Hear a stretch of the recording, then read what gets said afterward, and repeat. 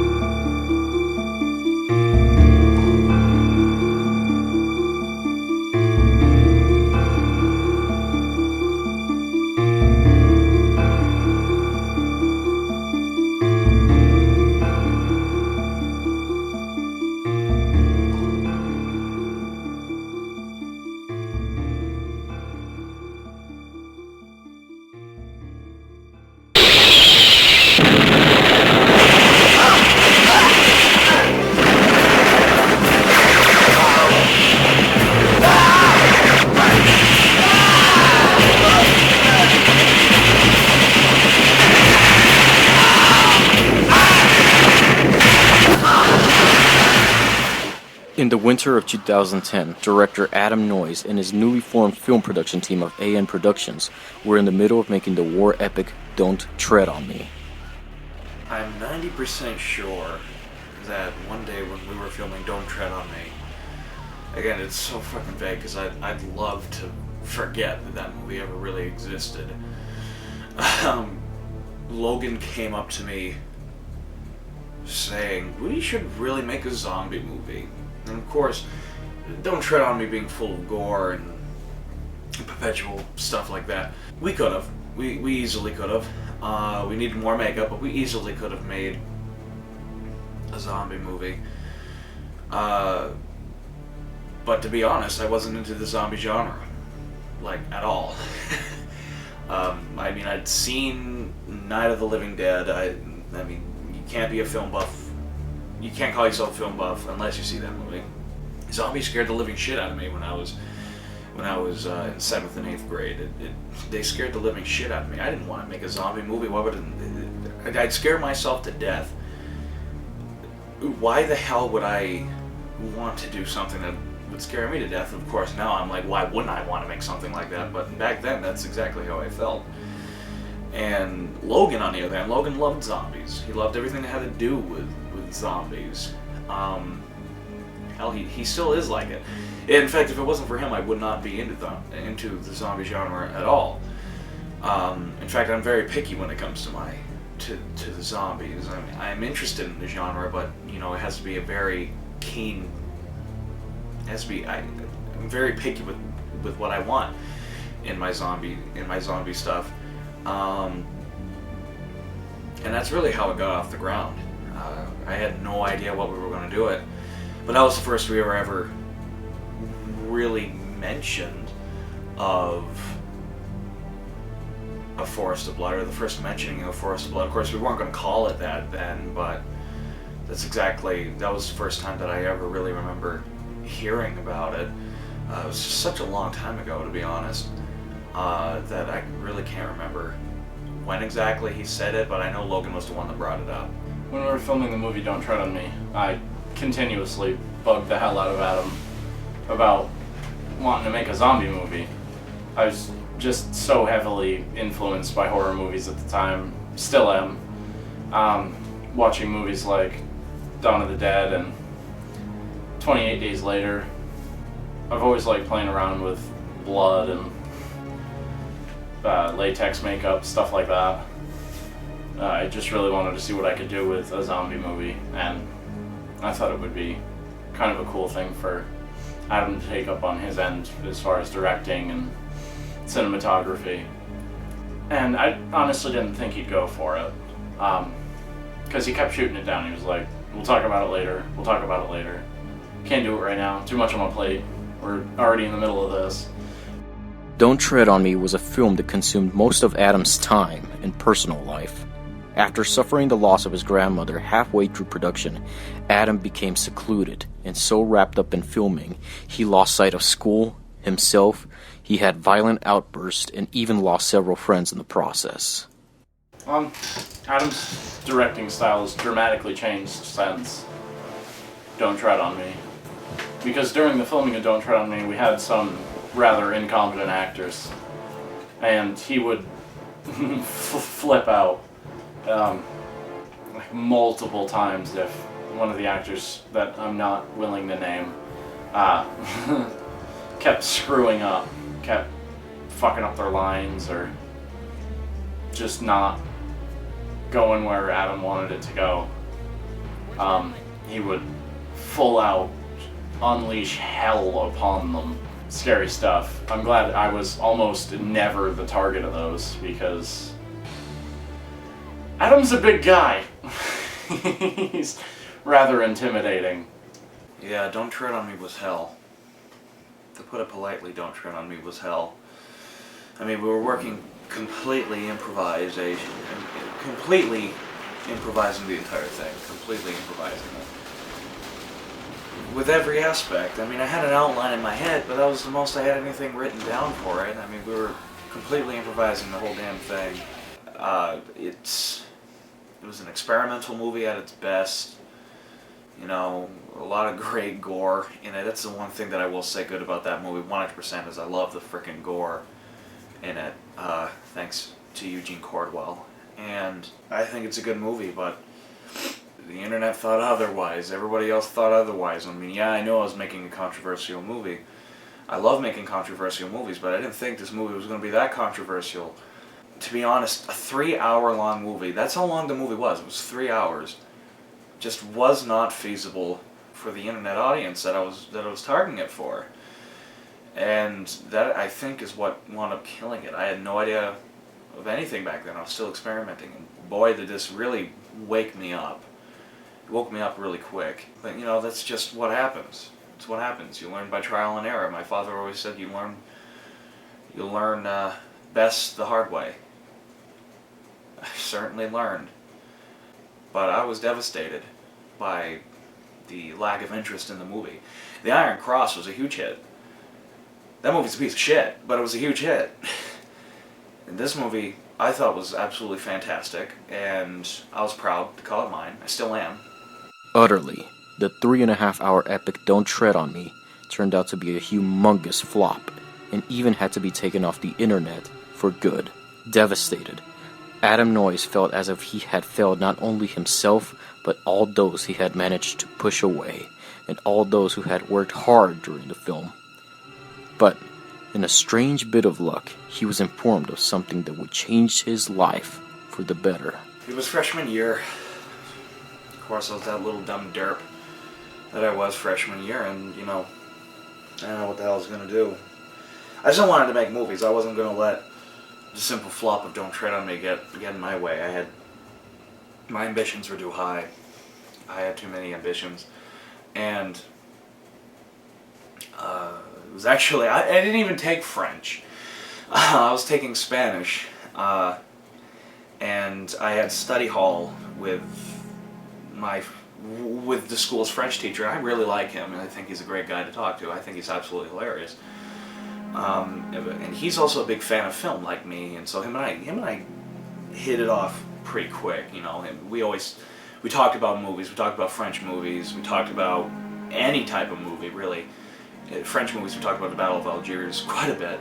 He told me that there was a high school film festival in Kadle, Vermont, and he was wondering if I was going to enter anything, because he knew I wanted to be a director, he knew I made films in the past, and in my mind I wasn't even going to make anything that year. I wasn't going to do anything, and suddenly I was like, oh, I remember when Logan Kadle during Don't Tread on Me said that he had a zombie idea that he was shooting around in his head. After a while of being done with Don't Tread on Me, Adam agreed to doing the zombie movie, and I was excited. I didn't honestly think that he'd really go for it. I was just surprised that he even agreed on one of my ideas that I pitched, because I didn't honestly think it was really going to go through. Adam then realized that he would have to create a bare-bones idea for a film within 3 weeks, or else his chance of getting a screening at the film festival would be lost. So, he turned to what he could for inspiration. How in the name of God was I going to make a zombie movie? I mean, how in the name of God was I going to make a zombie movie? Zombies scared the living fucking shit out of me. They still do, for God's sakes. And how the hell was I going to make a zombie movie? I wasn't even a fan of zombies. And then on TCM, I think it was, Night of the Living Dead played again. And I watched it, and yeah, still scared shitless, but I started seeing something new in the zombies. And of course, that was when I started typing up George A. Romero. And I discovered a lot about George A. Romero, and he's really, especially for Forest of Blood, who I turned to for reference, because I was fucking clueless when it came to the zombie genre. I didn't know, do they run, do they walk, what? You know, I didn't know a damn thing about it. And, you know, it was George A. Romero and Logan. When I had questions about the genre, I went to one of those two. And, you know, I got into a lot of George A. Romero movies, such as the original The Crazies was a huge influence. Even though it's not a zombie film, but definitely like Dawn of the Dead and Day of the Dead easily got into, because I watched these movies and I was like, these aren't just zombie movies. These were something different. These had allegory in them. These had, you know, references to reality in them that other zombie movies, a lot of zombie movies lack. And I was like, you see, that's the key. That's the key that I want. If I'm going to make a zombie movie, is that I'm going to have to have something like, or something more than just have it be zombies running around and killing people, you know, and eating people. And at the time, I wasn't necessarily thinking allegory. I was more on the line of thinking that how am I going to make these zombies different than what we've seen before? Even with the influence of the great director, Adam still felt like he needed to make something new and never before seen in the genre. Of course, everybody knows about that Will Smith movie, I Am Legend. Those aren't really zombies like I thought they were. They were vampires. And though I was disappointed with how the movie interpreted their vampires, I still liked the movie, and it gave me a little bit of influence. I really wanted these zombies, to be something different. And one of the things that immediately jumped out in my head is that I didn't really want to call them zombies. I wanted to call them something else, and Logan and I utterly agreed on calling them creatures. That they're never referred to as the living dead, they're never referred to as zombies, they're referred to as creatures, because I wasn't necessarily thinking of them being zombies, you know. I was, more or less, well, they are zombies in the fact that they died and then came back to life, but they're more like the infected, you know. They're more like that. And the vampire thing really kind of, I Am Legend really was kind of what lit that spark. Was I wanted these creatures to be something new in the sense like they only came out at night, and the whole fright that we get a hint at, that I wanted to be hinted at in Forest of Blood, or in this new zombie movie that we were going to make, was that these things were becoming immune to that light. And that was a huge, it was supposed to be this huge ordeal for the survivors, that whatever was going to take place in it. But at the time, I was just thinking about, okay, well, this will be new. This will be new. Is that they will be described as, more like vampires. They don't come out. They only come out at night. They don't like the daytime, which I personally think makes sense if they're dead. But something like that, I felt it was new. I had a bit of a love-hate relationship with the idea of the creatures only coming out at night, because in all the zombie movies I had seen before, that's never been done, and it didn't make much sense to me. But thinking about it, it's not always the same virus, and I thought it was really cool that we did do the fact that they only came out at night originally, because I hadn't seen it before, and it was different. I just always assumed that the virus affected enough of the brain where it hurt their eyes, so they avoided going outside. Adam found what he wanted with his universe. He felt as if it was something never done to this extent, but with the creatures out of the way, now came the hard part. He now had to create the characters. Everybody knows that one of my all-time inspirations in terms of directing is Ishiro Honda. Everybody knows that. Unfortunately, he's a man that nobody really knows about. But I turned to him for help in terms of how the fuck was I going to put characters down on this idea. Was I just going to make it a survivor story? Or was I going to add something more to it? And I decided to add something more to it. I went with a character trio, which is something Ishiro Honda uses a lot when he writes a script. Or when he directs, he uses trios. Be it a love triangle, or be it just 3 friends. And each friend in Ishiro Honda films all have their different personalities. Be it they're funny, be it they're angry, or be it they're happy, be it they're sad. They all have these distinct character traits to them, and that drew me, and I was like, well, I'm going to do that with this. I was going to have 3 characters. But the first person that I really focused on was, who was the main character going to be? And when I started fleshing it out, Don't Tread on Me didn't have a female role in it. That was one of the criticisms that I got of the film. And so I said, well, why don't I make the lead a female? Why don't I, just to kind of disprove what they're thinking, why don't I make the lead character a female? She was very much kind of like an Uma Thurman from Kill Bill, kind of badass character, and of course that was changed.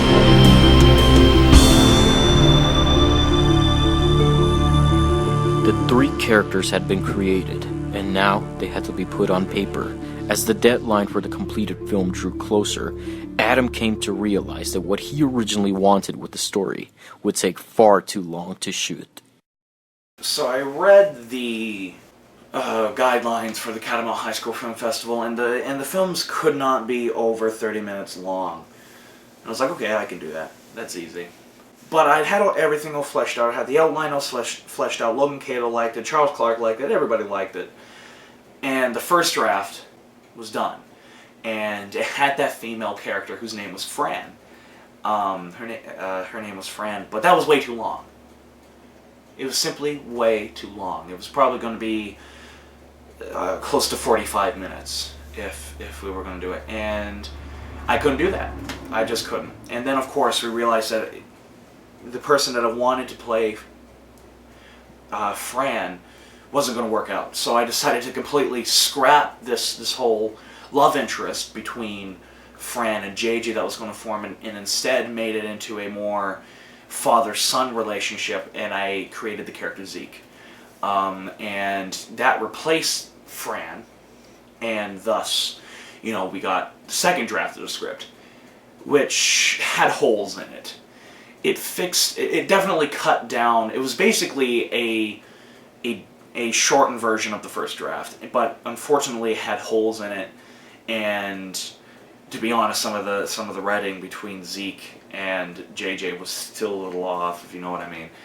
And so I had to write a third draft, and that third draft was the good one. It was the one that I wound up sticking with. We kind of showed up with a handwritten script at my house, and we had a weekend to film it.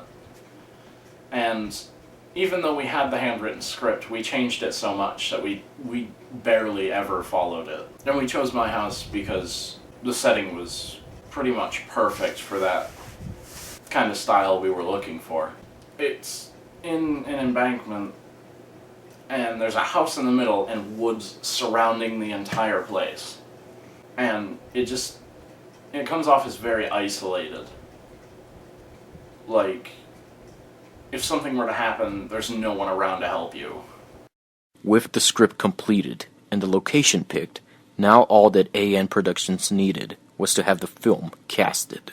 The person who I originally considered to play the character JJ, who was the hero of this story, was Nick Brundle. Nick Brundle played Captain Otto in The Iron Cross, and he also played several other minor characters in Don't Tread on Me. He was a good actor. I liked him a lot. But unfortunately, you know, he agreed to be in it, but scheduling conflicts resulted that he couldn't film on the 2 days that we were designated to film this movie.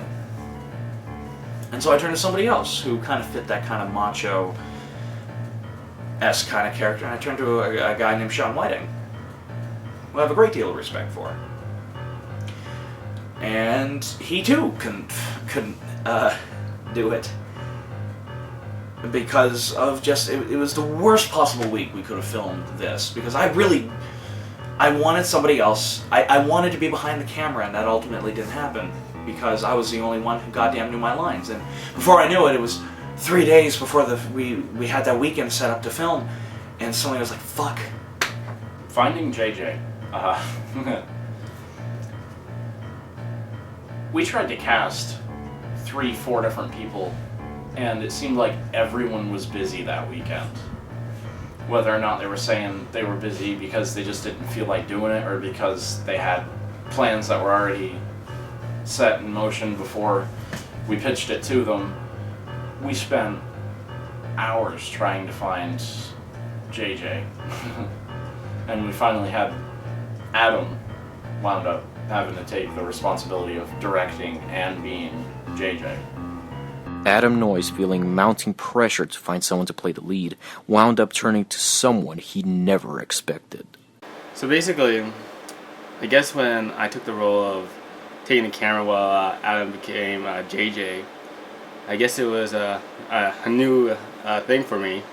Basically, I took the opportunity for this, and I had to make sure he wanted what he wanted, so I don't get myself in trouble for that. So I need to make sure everything was exactly right about that, and then every time we get a scene done, he would come back to me and look at the camera and say, let me check it. And every time he needs to make sure every single detail is correctly right on that part. Now with the lead all taken care of, the roles of Zeek and Soap had to be filled, and fast. Almost immediately, the director chose Ryan Marvin, one of the original co-founders of AN Productions, who worked on Adam's first film, Gilla, the Invincible, to play the role of Soap. And finally, Adam chose Logan Kadle to play Zeek. My character, Zeek, I wasn't very impressed with how he came off in the first film. I was really uncomfortable playing, basically playing the bitch, because my character was so inexperienced with everything that was going on, and he was basically helpless, and he brought about the destruction of the people that tried to save him. At the same time, Adam managed to cough up enough money to get what makeup was necessary to create the monsters for this picture. During Don't Tread on Me, a lot of the makeup stuff was done by Eugene Cordwell, which when we lost him, it was a huge blow to AN Productions, because he was one of the head honchos. But Logan Kadle had expressed, or actually helped Eugene several times during Don't Tread on Me as like an assistant. And so naturally, when it came to this movie in terms of the zombie makeup, I turned to him. Not only was he more experienced when it came to makeup stuff, but he was also more experienced to what zombies were supposed to look like. So I naturally turned to Logan to do the makeup, and it was one of the best decisions I've ever made. I do not regret the decision. In Forest of Blood, I remember taking the situation of being a zombie for Adam. Or in terms, I basically played the dead guy who walked around. And basically the situation is that it felt like a different type of feeling of being a different type of person you never actually been. Like, how can you play as a dead guy? Which is something you need to change yourself to make yourself feel like, hey, I can be a zombie, but not everybody else can be a zombie that way though. You have to be a specific type of zombie. You can't be like one of those running type of zombies. You need to be one of those ones that are limping, or type of those ones that are walking. That's what Adam wanted. He wanted something where a zombie is not like one of those ones from those sci-fi or those zombie movies. And basically, he wanted a zombie movie where it felt like, and even if there were just walking zombies, it had that intense feeling into it. With the script made, costume set, and a cast at the ready, the film was prepared and shooting began. But there was one key thing that everyone involved with the production overlooked.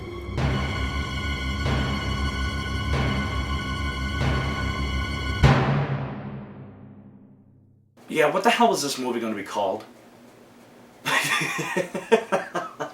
I was only calling it Our Zombie Movie. I was only calling it The Short Zombie Movie, and suddenly the day of filming comes along and I'm like, fuck. The hell am I going to call it? We hadn't come up with a title for it yet. So I was scrambling my head, come up with a generic name. I couldn't come up with a generic name because I wanted it to be something new, and of course, and so on and so forth. Well, Logan said, we're in a forest. Okay. We've got blood. There's lots of blood. Forest of Blood. I like that. So we called the film Forest of Blood. We came up with the title the day of the filming, or the day of the first shoot. Filming went on as scheduled. Despite the extremely short schedule, everything seemed to fall into place better than the director had dreamed of. I don't care who the hell you are. When you're making a movie and you've only got 2 days to shoot it, your stress level is going to be like up here. It's going to be on like Mark 12. And so I naturally, being the complete total opposite of an optimist, I'm a realist, was like, okay, this is going to go in overtime. This isn't going to get done in 2 days. But I was still trying to follow that schedule that I laid out to the utmost detail, because, you know, I still wanted to get this movie done in 2 days, or else I was not going to make that deadline for Kadle Film Festival. That was the whole key thing of why I said we only have 2 days to film this movie, is because we had to meet that deadline for the Kadle Film Festival. I was like balls to the wall that day. I was like, here's what we got to do. We got to get it done. We got to get it done. We got to get it done. If it meant we had to pull an all-nighter, which we did. Even further adding to the experience, the morning of the second day came up with the funniest moments during the making of Forest of Blood. You want some coffee? What? Action.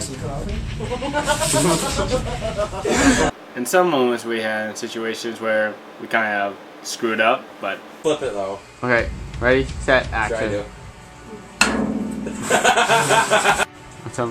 Ready? Action. We're doing a porno. Action. Keep on going. Ready, set, action. Want some coffee? You messed it up. Action. Oh my god. Oh, the second day. Fuck. God. Action. That's what happened. I would say there was an equal amount of bloopers to actual usable film. Oh my, action, just go, action. Go, action, what? Oh my god. I remember one time when Adam started caressing, like, you know, this wrestling thing. Probably one of the most enjoyable experiences I've ever had directing. I had so much fun that day.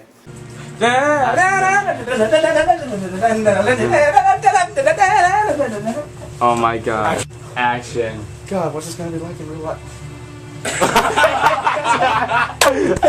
And half of it, I think, was because we were completely delirious, because we didn't sleep at all the night before, despite what you see on film. Everyone was used to the atmosphere. I think everyone was getting really comfortable. A little too comfortable at my house.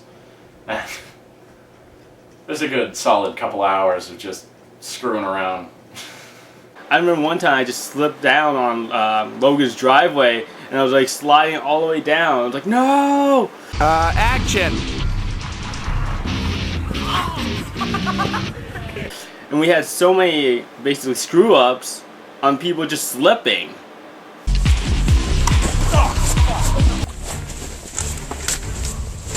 Whoa! Mason was pretty funny. I don't think he took it as seriously as he could have, but it made for good bloopers, so. Action. I don't know. I've never seen it. At the same time, the one problem every person encountered during the shoot was not so much the extreme cold of the weekend, but the extensive lack of batteries to keep the cameras rolling. Of course we had to film this on the coldest night of the year. Of course we had to. What kind of Adam Noyes movie would it be without that? And let me tell you, those little tiny flips, they eat through batteries like there's no tomorrow. I brought 8 pairs of extra batteries, and we were filming so much that the camera energy ate through those batteries in no time at all. No time at all. That house was battery-less. I bet you for about a month after. Because we were stealing AA batteries out of the remotes. We were stealing them out of anything electronical that took AA batteries. We were stealing batteries out of it. I felt so bad. But we got the footage done. That's all that counted in my mind. But we were stealing batteries any possible way we could. Even when it came to one battery might have been dead, so we switched it with another one, but kept that other one in there just to give us more time with that one battery. I mean, it was crazy. I guess I can't feel too bad. Cold does drain batteries. So there was a lot of trouble with keeping power in the equipment. Constantly, like every hour, we were switching batteries so we could continue to film. Just before filming wrapped, however, a small dilemma was faced by the crew. No one had decided on a definitive ending yet, so it came down to the director's choice. The 2 endings, one of them is when Zeek finds G8 Summit, or those 2 guards at the ending. When they say, "Have you been bitten?" he lifts his neck, and he's clearly bitten. And in the other one, of course, he isn't bitten. And it was my choice. It was my choice on which ending we chose. And I ultimately went with the one that could give me more options another day. I kind of chickened out. And I was glad that I did. Even that did not stop the great experience of shooting. At 5:00 p.m. of the second day, ahead of schedule, Forest of Blood wrapped. The fact that we finished the film ahead of schedule, slightly shocking. You know, the fact that we only had 2 days, of course, to film this, and the fact that we were able to finish about 2 hours ahead of schedule was just a really big testament to the crew, to the cast and the crew, we put in a lot of hours, like close to 48 hours into this film, and by the end of the day, we were absolutely exhausted. And usually, you know, when I yell "cut," that's a wrap. We did for Lake of Death, and before this, Don't Tread on Me, especially. We had some sort of small little rap party at the ending, and this film, we were just so damn tired. We're dead tired. That hell, when we started playing some games on the Xbox, I fell asleep. I think Ryan fell asleep once. And it was just funny because then all of a sudden we'd wake up and start playing, and then all of a sudden Logan would fall asleep or Chuck would fall asleep. It was just a huge debacle of who was going to fall asleep or not. But we were tired. We were really tired puppies. I don't know what is with every single film I've been with Adam, but for some reason I think he just wants me to die for any situation. And basically, I guess dying may seem simple, but can actually be something complicated, how you want that person to die. Because you don't want just somebody to be some plain death and be like, oh, he just died. You want it to be sometimes like, oh, Jesus, what a brutal death. Even for a zombie, like you could just see heads just get smashed or like your blood just gushing out everywhere. Then yeah, that's something more brutal than just seeing just pew, little blood just coming out of nowhere. With the principal photography completed and the sets cleaned, now Adam had to set out on the daunting task of post-production. Really the hardest part on Forest of Blood, when I really look at it, was the editing process. One, I was using a new video editing software that I wasn't really quite familiar with. We did a Totally Stupid Shit 101 episode, but really that was just about it. But you know, it was definitely good to play with for this film. But the hardest thing is that we used 3 cameras during the thing, and we had my old camera that I shot almost entirely Don't Tread on Me with, which was just a little, not even HD camera, and just sort of a cheapie that I was very thankful that my parents bought for me, and 2 flips, which was one that I bought to kind of replace that camera because it was dying at the time. The battery was dying, and we used Logan's flip. Logan was I was very thankful that Logan let me use his flip, because he bought one for his own personal use too. And so taking the footage that we shot from all 3 of those cameras and compiling it onto the computer was a little difficult, and this is when I discovered the miracle of folders. I was able to start organizing shit here and there just to kind of fix everything. But Adam was not about to make the same mistake he made with Don't Tread on Me. He had to find someone who knew the world of Adobe After Effects, and came across said person at his other job. That man was Matthew Ross Crafton. I'm on it! So Adam and I met at Six Gun City, this wonderful, amazing, actually it was awful, amusement park, where, you know, no one really has fun if you work there. And some people have fun if you go there as a customer, but it could be hell some days. So I'm always looking for friends when I work there. And, you know, I noticed there was a filmmaker working in all of the places at Six Gun City. And I always wanted to have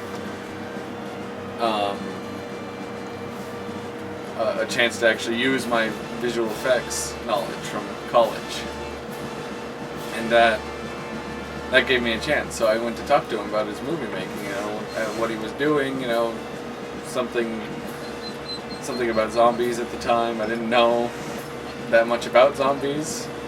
I mean, I had recently started dating a girl who was really into zombies and that kind of thing, but anyway, I went to talk to him, and he said he was making a movie, and I said, oh, I'm just fresh out of college, I know how to do visual effects and composition and editing and all that stuff. If you need help, let me know. And he was working on a film that winter and needed my help doing the gun effects, so I did. Post-production turned out to be much harder than expected for both Adam and Matt. There was only 3 weeks before the deadline for the film festival, and both went into immediate overtime. Adam often stayed up until 4 in the morning, placing the scenes together, and getting everything staged for the editing software. We were rushed. Yeah, not to put it politely, but we were rushed. If we had more time, I definitely wouldn't have shot this movie over 2 days. But whatever. It is what it is. And unfortunately, the amount of shots that I needed muzzle flashes for, and the amount of time it took for Matt to edit the shots together, and the amount of time we actually had, it didn't add up. So unfortunately, in the original version that a lot of people saw and that Catamount saw, unfortunately, did not have all the muzzle flashes there. There were the key shots, the important shots had them, like the one with Logan Kadle shooting and the one with Ryan Martin shooting. But there were some of them that didn't have it, and that was just unfortunately a price that we had to pay because of the short amount of time that we had. Yet even with all the mishaps and the lack of time to complete the film, Adam, Matthew, Logan, and all the others who had worked on the short film were happy with what they had seen. I only cut out one scene, and it was only like half of a scene. It took place when everyone was placing the traps, so that when they go out to G8 Summit, that they know where the guns were, so they could quickly grab them and start fighting. Zeke, he was supposed to find more creatures, a shit ton more creatures, and he comes running back and says, "You're not going to believe it, they're everywhere." And then at the same time, Soap and JJ come running back and say, or they're starting to talk, and they're wondering where Zeke is, because Zeke hasn't met up with them yet. And that's when they find Zeek, and he says, well, you're not going to believe this, they're everywhere. And the reason why I cut it out was actually because it really just slowed down the pacing. Finally, Forest of Blood was completed, and for the first time, released on the internet and in local areas. With a runtime of just under 30 minutes, the film proved to be everything the director wanted. The little amount of time we actually had to make the film, I thought it came out pretty well.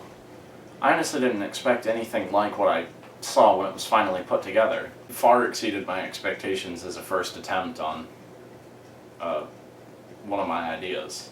I was impressed with how well the makeup came out for it being my first time actually trying to do anything like that.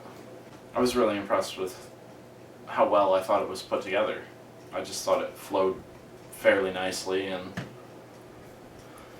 thought it came together as a pretty good film. The final project became somewhat, in 2 days, actually, it did a good job as it was. I mean, it's not the best out there. We all know that's not the best zombie movie or whatever. But for, like, us who were just, you know, regular high schoolers, I think it was a darn good job. Now, you know, we don't have the money, we don't have, like, the, you know, the highest gear like some other people. Not gonna cough them out, but I know some. But basically, we had at least the chance to be able to use the gear we had to make a good film. Forest of Blood was a wide-ranging success and was successfully shown at Catamount. The film not only put Adam's name on the map as a junior filmmaker, but also restored faith in the old crew of AN Productions after the failure of Don't Tread on Me. And, with the film all said and done, the question remained to what the production company would tackle on next. For a New Hampshire high school film festival, it happens every year.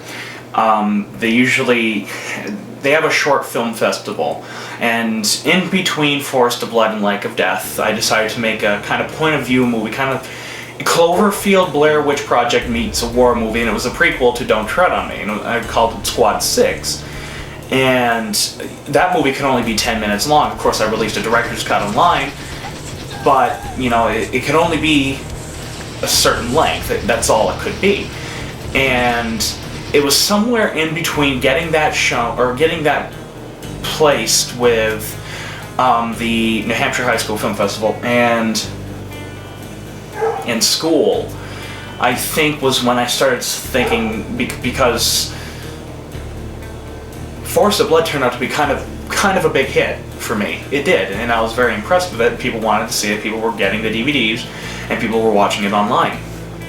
And suddenly I realized that I have something here, and because I have something here, I'm not going to pass it up. And so things started turning in my head, and I suddenly came to revelation that we need to make another one of these movies, and we need to make another one of these movies soon.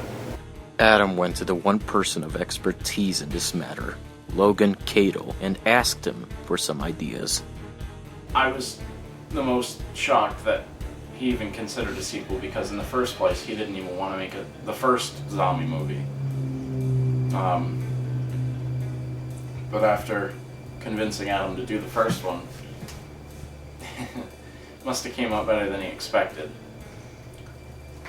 Because out of the blue, he asked me if we'd want to do a sequel. I was happy. I really enjoyed the first one. I liked acting, I liked doing the makeup, I liked helping him with the plot and the script and the characters and all that fun stuff. I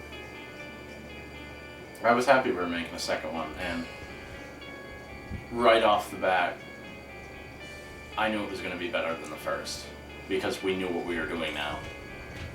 The question remained, how could Adam top what was done with the first film? So, right from the get-go, he saved his money and bought a professional camera, green screen, costumes, and weapons. Yeah, I went on a little spending spree. Was it worth it? Fucking right it was. Seriously, I bought the new Canon SD10 camera recorder with the microphone, which was definitely worth it, so that way we get better audio in my films, or in our films. I also bought a big-ass green screen that I was able to start using. You actually got to see a little bit of that in the first horrible green screen composite, since those are the days before Sony Vegas. in the Totally Stupid Shit 101 episode or pilot, the Really Really Big Office Corporation Inc. Yeah, I bought a lot of stuff for AM Productions, and I was sort of experimenting it. That's why experimenting with it. That's why we got quite a few Totally Stupid Shit 101 episodes around this time period, because I wanted to play with the new equipment and play with the stuff that we've got. In the first movie, we ran off of what we had. We had a $0 budget.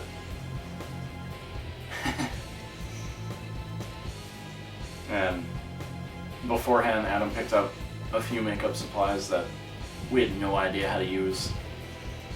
And we just went with that. Coming into the second movie, we had a budget. We had money. We could actually go out and pick the makeup we wanted to use. I was happy. I enjoyed being able to have the materials I needed to make it look as good as possible. And with the experience from the first film, I could actually utilize my skills to make the makeup just better quality all around. Doing makeup was a lot of fun in the second movie because we had better makeup supplies. We had a lot more colors. We had better latex. We had better blood, which is the firm, foundation of any zombie movie is blood. You need blood. Even those did not help the daunting issue of the new film. Who would be the new characters? Would Zeek return? Would it not even be a sequel? Would it be its own entity? The answer wound up striking the head of AM Productions like a bolt of lightning. It wasn't from the get-go, but eventually I decided that this needs to be a sequel to Forest of Blood, that this needs to be a direct follow-up to it. How close it was, I wasn't quite sure at the time. I wanted another trio of characters, much of like what Ishiro Honda would have done. I wanted somebody to be definitely the antagonist, the protagonist, and somebody who was in the middle, though I didn't really know who they were going to be yet, but there was just something that stuck in my head that I needed that trio of characters again. Were they going to be the same characters as in Forest of Blood? No, because two of them died. Under the code name of Forest of Blood 2, Adam began to pen out an outline at every chance he could. The first idea the ambitious director took was an extremely drastic change in tone, pace, and scope. The first idea I had for the sequel to Forest of Blood was radically different than what we actually wound up doing. Story one was to follow a couple, which their names were Peter and Fran. I wanted to bring Fran back, and this is towards more the beginning of the apocalypse. This is more towards the beginning where a lot of creatures were stage 3,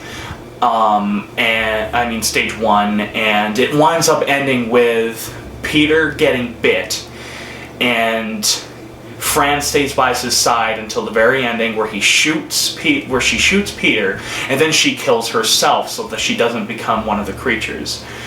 Story 2, which was actually my favorite one to write. Story 2 was about this guy that gets chased into this abandoned home, and he basically builds a fortress, and there's a radio in there.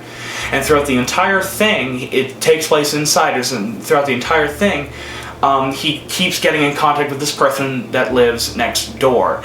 By radio, you never see the guy that was over there, but you heard him through the radio.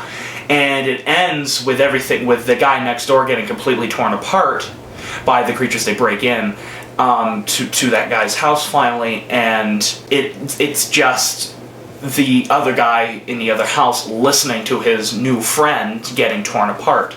And it was actually a commentary on how Skype works. it was actually a bit of a comment. I was going to use it as commentary because I'm addicted to Skype. That's how I talk with Bill. So I talk with all the people from the Sons of Sarazawa.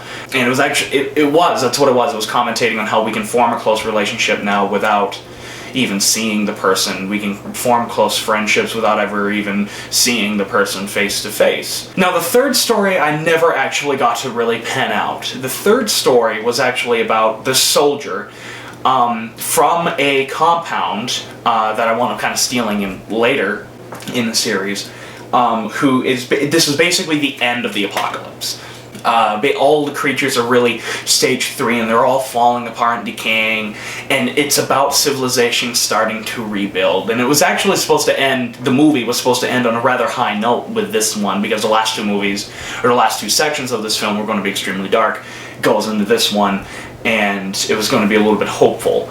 I knew I was going to put something with religion into it, but I wasn't quite sure. It wasn't going to be like God made the virus. It wasn't going to be anything like that. It was going to be something like this soldier, he regains his faith and stuff like that. It was very much of the turmoil that I was going through at the time, and I wanted to put it into the soldier. But I never actually got to writing or penning out even a treatment for this area. I had a treatment for the other 2, but not the 3rd section. But these 3 stories were going to be in this one epic movie. There were going to be this one epic movie that were going to take place one right after the other. And it was radically different than what we wound up doing. Something that immediately jumped out of the pages was the extremely dark, depressing, and pessimistic tone that was common in past Adam Noyes films. Adam was extremely proud of the idea of this film, saying it was inspired by one of his all-time favorite films, Quade, directed by the legendary Masaki Kobayashi. However, in the end, both Adam and Logan agreed that it lacked the key elements that made Forest of Blood such a large success. It lacked action, cohesive characters, but most importantly, it lacked the soul. So, Adam had to start over from scratch. Was it hurt that I had to start from scratch? It did. For a little while, because, I put in a lot of effort into the first story and the second story. It hurt. But, in the end, do I regret it? Hell no. Hell no, I don't. Logan was right. It really was Logan that persuaded me into doing something else, into going more on the direct sequel line than going with the 3-story one that I wanted to do that had nothing to do with really the first one, even though it took place in the same universe. Adam found himself having a hard time creating something from scratch. He needed inspiration, and much like his greatest influences, he turned to real-life issues. Something that I've always wanted to do, and I've even said it during interviews and stuff like that, is that movies usually shouldn't just be movies. There should be some kind of voice or some kind of message with it. And in this movie, I said this would be a great time to add some commentary in there, because let's face it, there wasn't any commentary. I wasn't even thinking about putting commentary in Forest of Blood. There just wasn't enough time. In this movie, I said I can, because I have way more time to put this movie together. I decided that I was going to put something in there quite a bit controversial as to what the zombies were. I decided to make the zombies a commentary on, really, because I made it at this time where I was very politically active, a commentary on Obamaism and the idea of a collective body. And me being the diehard individualist, me being the person who will never take the needs of the many outweigh the needs of the few, or very rarely will, over the individual. I felt like this was something that I really wanted to comment on, and the zombies were representative. I wanted them to be representative of that collective body, the body blindly following something that many of them don't even know why they're doing it. And what are the zombies? They're eating things, and they don't even need to eat. They don't need to get nourishment because, well, they're technically dead. And I thought that would be a great way, like in the style of the George Romero movies, to have commentary in there and allegories and stuff like that. While the humans, the surviving characters, are those individualists who are willing to stand up against the norms, who are willing to deviate against the social norms that was going on in the country. And I just felt like this was the perfect example for me to do it. The director knew that the message he wanted to convey was risky, but nonetheless needed to be said. So, he kept all the commentary on the down low with all members of AN Productions, including all the actors.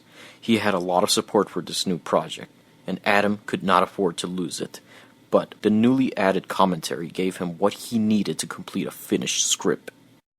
So now I needed to decide as to who was going to be in the movie. What were the characters going to be? And almost immediately I said, well, we've already got this interesting character that comes out of the end of Forest of Blood, let's use him again. And so without a shadow of doubt, I told Logan and I told Charles and I told Chuck, and basically I had them over for a small get-together once, and I was basically running this over with them to see what they thought, and they gave me their feedback back, and I said, Zeke needs to come back.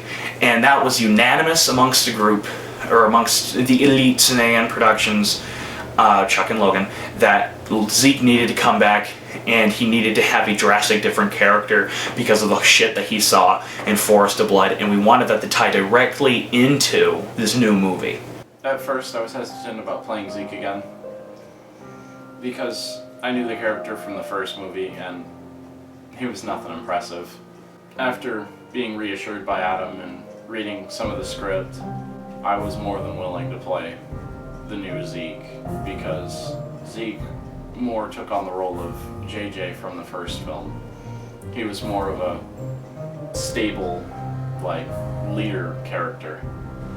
I was happy to see that his character was taking a turn for a more likable, respectable character. With Logan Quade on board and enthusiastic about the project, the first step into the door occurred. Now Adam had to create new characters, which he worked closely on with Logan. But the question remained as to who would play the 3 new characters. So I was lucky that when we were filming, or when we were about to shoot Lake of Death, I was in drama club. I was the light director for a play called Booby Trap. I found a girl named Hannah O'Neill who kind of fit the personality of what I was picturing Fran to be. She was very, to be honest, she was very independent, but yet she was very sweet and kind, and I was like, oh, that would be a great way for her, or for somebody to portray Fran. I also found at my other job, I found a man named Isaac Caswell, and I said, dude, he is the perfect Peter. He's a geek, he is everything, and I was like, this guy is Peter. Adam agreed that both people he could work with, and they could work well together as a couple on screen. Yet, the director still had to choose someone to play the antagonist of the film, John Archer. For him, the answer wound up being directly in front of his eyes. So, I really didn't have much of a choice in getting the role of John Archer in Lake of Death. Although I didn't finish it, Adam just we were talking one day and he goes, oh, by the way, you're coming to my house next Saturday and we're filming. I go, filming? I thought maybe, I was helping, just kind of being the backup guy holding the different camera or something. No, he hands me a script and goes, learn it by Saturday. Well, Saturday comes, didn't quite learn it, but he worked with me. We found ways. Chuck was awesome. He held it up in Windows, wrote it down on computers. We used it for paperwork during the movie, and that's how I did my roles because it was the first time I've ever done something. So it was just kind of forced upon me. I was raped by this movie. In total, the new film carried 12 scenes compared to the 5 in Forest of Blood, and told a much more personal story. I can't remember how many scenes Lake of Death had off the top of my head, but I can remember that it was significantly longer than what we had for Forest of Blood. Now, the story itself was basically going to be somewhat of the same thing. Don't Tread on Me was the same way, The Iron Cross before that was the same way, where it's basically a point A to point B film. A bunch of characters that are like, oh shit, we need to go somewhere, well, let's go there, and that's the whole crux of the story, is them getting to that location. And I'll be honest, I completely copped out, and that's what I went with, and luckily it was for the better. But once again, the director made a critical error. What would be the name of the film? We didn't know what we were going to call Lake of Death at the time, and in fact, I said it had to be something of something. In fact, that's what I was referring to the film as for a while, other than Forest of Blood 2.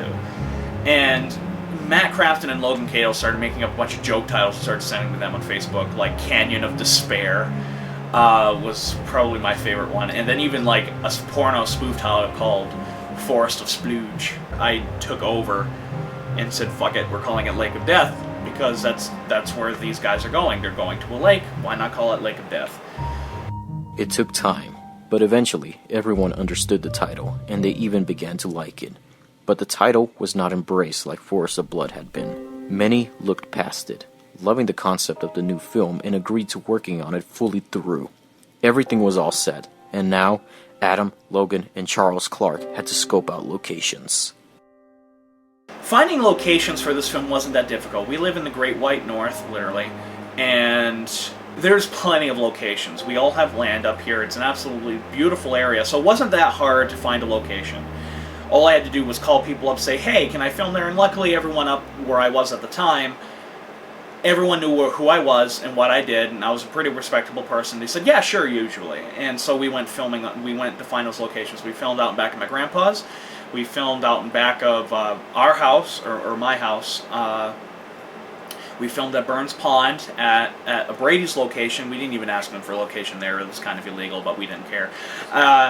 And it really wasn't that hard scouting locations. I mean, the area is just perfect to film that kind of desolate thing, or that kind of desolate sort of aura that you want in a zombie film, or what I was specifically looking for.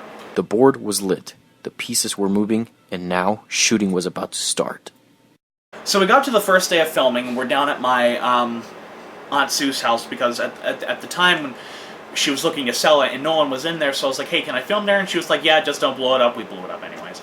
We're about to go out and film, and suddenly I get a Facebook message from Isaac saying, oh, guess what, I can't show, about 20 minutes before filming. And she says, I planned something this entire week and I forgot to tell you. Well, I fired him for that, because I was like, if you're going to do that, no, one, screw you, and two, everyone else is here and ready to go. Now I got to improvise other scenes to film. I have to go against my schedule and rewrite the schedule that I had written out for the film. We were able to film, though. There was still plenty of stuff to film, so we were lucky that it was the beginning of the shoot. The first day of filming on Lake of Death was complicated, to say the least. So Isaac was going to play Peter, and at the last minute he calls Adam, and he can't come. He's not going to show up. So, already starting out filming, Adam's pissed. And then, as we're getting into some of the scenes, we get further and further into the woods, which gets us further and further into a bog, which we get stuck in. So, not a happy Adam. No. He's already mad about Isaac. Now we're stuck in a bog. And it's the first day filming, so the new actors not doing too great. It's new, so can't expect too much. Adam wasn't impressed, although it wasn't very professional. There were it was fun still, even though Adam was mad. It was still a lot of fun. There were a couple of jokes made. The most memorable one is when Adam was sitting down with Hannah, and he was talking about a shot that he wanted to line up, and Hannah said, so you can catch my beautiful flace. He says, yes, your beautiful flace. We're just walking along, and walking along, Adam's running, Quade's right behind. I will not fail you, Fran. Even if it means that I die, I will not fail you. It was difficult, but it had to be done. Literally, the next day, the director had Isaac replaced by a close friend and well-known local stage actor, Jacob Hamlin. I felt so bad for Jacob Hamlin. Jacob, he literally was a lifesaver, because he literally had no idea about what this film was, and I said, hey Jake, I'm kind of in a desperate situation, I need your help. And he was like, sure, whatever. Him and I were really good friends. We still are really good friends. Jake showed up the day after, and I said, you're playing Peter. Guess what the first scene we're filming is? We're filming your death scene. So he had no idea who his character was. He had no idea how to really act. So basically, I was literally holding his hand, spoon-feeding him his lines, and spoon-feeding him how he's supposed to act. And I felt so bad for having to shoot his death scene. That was literally the first thing he ever shot. Shit. You're gonna throw your hand up against the wall, and you're not, don't even like, look at anything for a long time. Just sort of be like looking around frantically. I really wanted to shoot his death scene to be the last scene that we shot with him, because I felt like the scene would have been a lot more powerful if we did it that way. But, you know, it was what it was. He still did an absolutely phenomenal job.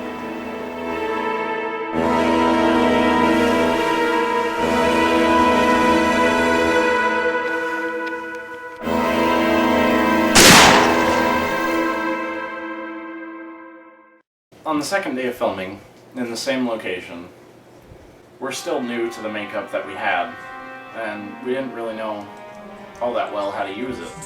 So we did a lot of improvising. When we got there, we had liquid latex and latex applicant. The liquid latex was already in a jar and it smelled awful, but you could use it right out of the bottle. The latex applicant you needed to boil, and the location we were filming at didn't have anything working that we could boil with. I took the liquid latex and we had cotton balls and tore up a bunch of those and put the liquid latex on Chucky's face and put some of the cotton on his face, put a little more liquid latex, and got it bloody so he looked like his face was charred and all burnt up, like acid burns. There was a beam, and I remember this beam very specifically because I've never had quite so many splinters in my butt. The way I climbed up on there, it was just kind of random. They were trying to shoot the scene with Peter was dying. And I'm just kind of in the background, like dangling there, and Adam just kind of, he looks back trying to tell people to be quiet, and he just bursts out laughing because I am on this beam. He told nobody to touch anything, nobody to climb on anything. It's not a jungle gym. Well, what's the first thing I do? I climb up on this beam. It was a very funny moment. I sat up there for a good 20-30 minutes while they shot it. As I was coming down, I got splinters in my butt from sliding off the beam, and also more in my arm from trying to grab and fall. And then fries. I begged and begged and begged Adam to let me bring some vegetable oil and some potatoes so I can cut up and make some homemade fries. Finally, he gave in. What do I forget? The stuff to make the fries. I have a pan. And then the smoke machine. Adam tells us the smoke machine is not for here. That entire house was full of smoke. It was funny. Adam was pissed off, like beyond all belief, was just about ripping each and every one of us a new one. In fact, he even treated us like kindergartners, told us to sit down in a circle, cross our legs, and that we're going to have a talk. That was probably one of the best days that we filmed.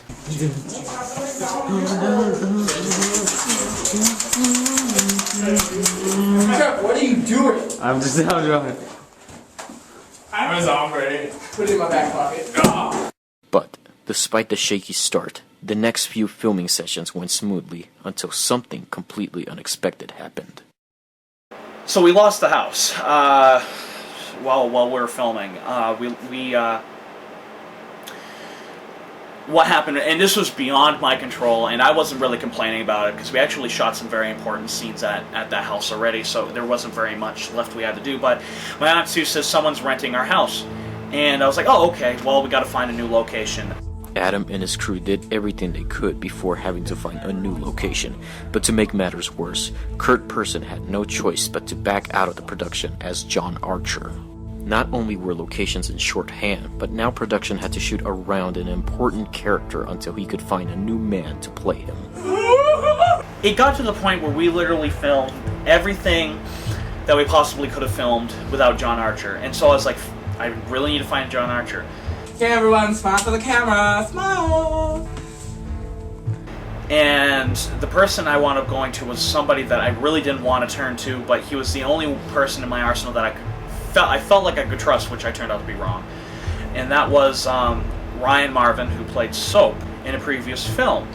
I felt like pulling a Sergio Leone. I said, if Sergio Leone could get the same bad guy to play a different bad guy in two films that take place in the same continuity, I could do the same thing and get away with it. And so I chose Ryan Marvin to play Archer, and then we trekked down to the woods to film the scene. Ryan reluctantly agreed to take on the role and showed up all prepared to shoot the first action scene of the film. The first day shooting with Ryan Marvin playing John Archer, left a lot to be desired. He obviously didn't want to be there. First off, you could clearly tell he thought he had better things to do. We thought he'd be a good archer. He'd be a good actor to play Archer because he did so well with soap. But he didn't take Archer a fourth of a percentage as seriously as he did soap. Everyone agreed Ryan Marvin had to go, and the next day, Adam made it so. He didn't want to do the role. I knew he didn't want to do the role, and he said that if I was ever going to do anything with you again, Adam, I don't want to have a big role. And I said, okay, here's the problem. John Archer is a rather big role. And he was goofing off the entire time. He wasn't listening. He was being really annoying, he was super hyper, and I had to let him go. The footage that we got of him that one day, it was awful. Once again, the cast and crew had to selectively beware of where they shot. Luckily, everyone else seemed to be extremely cooperative. Filming went on as Adam planned, and everyone was in good order with very few exceptions. In fact, the crew of Lake of Death was 2 days ahead of schedule, but now came the moment of truth. With literally everything else shot, John Archer could not be put off any longer. Adam Noyes had to find his actor. He gets crushed. So, once again, I was without John Archer, and I had to quickly look for a new person to play him. And luckily, I made a new friend that year, and I asked him, saying he didn't really fit the role at all, but he was at least willing to say yes to doing the role. And I went up to my friend Nathaniel Giovanetti, and I said, I need somebody to play Archer. Would you please be willing to play Archer? And he said, yes. Which I was like, oh, thank God, that's one less thing I need to worry about. Adam called it a miracle for Nathaniel to play the role. The 2 days ahead were quickly diminished by the finding of someone who could play the antagonist, and now the crew could advance further with little to no difficulty. That was except for the extreme weather experience. Clothes, ammo for my gun, nothing you want. The first days of shooting with Nathaniel were basically nothing but reshoots. My foot was falling asleep. Logan and Hannah specifically were feeling a little annoyed because they had never beforehand done reshoots. And I had to explain to them, this happens in films. Of course, that'd be nothing like what happens down the road in Compound of Chaos, but whatever. We're basically reshot every scene at least 3 times. But we reshot the scenes that basically Kurt Pearson was in. Because we actually filmed a decent amount, not much, but a decent amount of John Archer's scenes with Kurt. And I said, well, crap, now I gotta refilm those. So we reshot those, and those are the first scenes I took care of, because I wanted just to get them right out of the way right at the get-go. And he was very cooperative. Nathaniel was very cooperative, I found. You could definitely tell he was a noob. He was a noob when it came to shooting with me, because Logan and Hannah by that time had been completely used to it. And everyone else had gotten completely used to my outbursts and my horrible, horrible ass jokes and my directing style, and he wasn't, so he was asking all these questions. He was a noob. That's the only word I can really call him, was a noob. With the majority of the film being shot on location outside, weather was a key factor. That winter, just after Nathaniel had been cast, a large cold front struck the entire North Country, resulting in temperatures as low as minus 30 degrees. The days where we were filming at Adam's grandfather's house were freezing cold, to say the least. Frostbite was a very big possibility.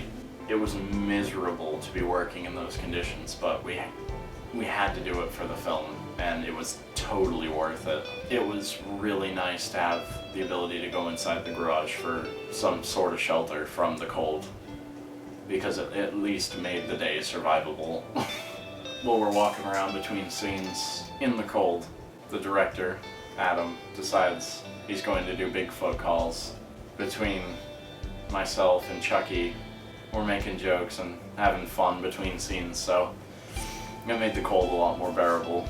Adam's Bigfoot call was rather impressive. I'm surprised that there were no calls of complaints.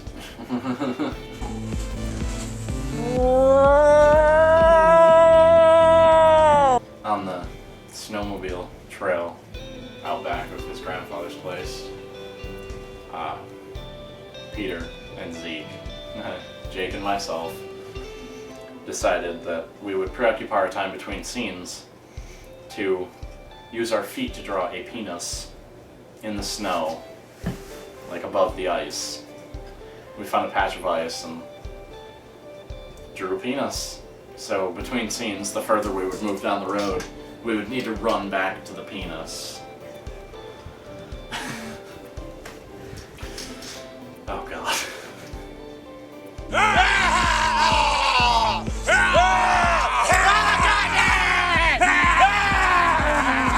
Yet, not even that stopped Adam and his crew from filming. They often would trek miles into the woods just to get the location needed for the scene, even though the temperatures were extremely low.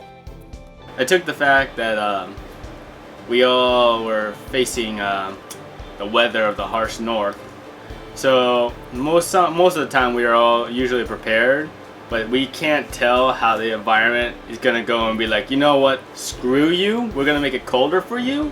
So basically we have to watch out, and basically we would go and travel different areas, and we don't realize how the weather can be just so bad to us. Finally, the time came. With the rest of the film complete, the crew of AN Productions had to prepare to shoot both the opening and final action sequences. Logan Kadle prepared himself as much as possible to ready the makeup for the creatures, and Adam hastily looked for anyone who would play as an extra. He found help from a close friend who had worked on Forest of Blood, Matthew Crafton. So yeah, I worked on the second film with my girlfriend and my brother as a zombie, and did the special effects. And that was really fun, because I didn't usually get the chance to be an extra. I mean, me and my buddies, back when I was in high school, we did tons of random stupid movies. Like, we made this Beowulf thing, where we basically just made fun of the entire Beowulf story. And how his right hand is stronger and all that stuff. It's on YouTube, we can link it sometime maybe. But we had a lot of fun being zombies, and the makeup was one of the most challenging things about it, because I think I was the only cast member at the time that had a beard. So the latex would stick everywhere, and it would take forever to get out of my hair. Doing the makeup, I actually had to do a little bit of the makeup because Logan was swamped. We had a much larger cast in the second one, a lot more people actually working, as zombies.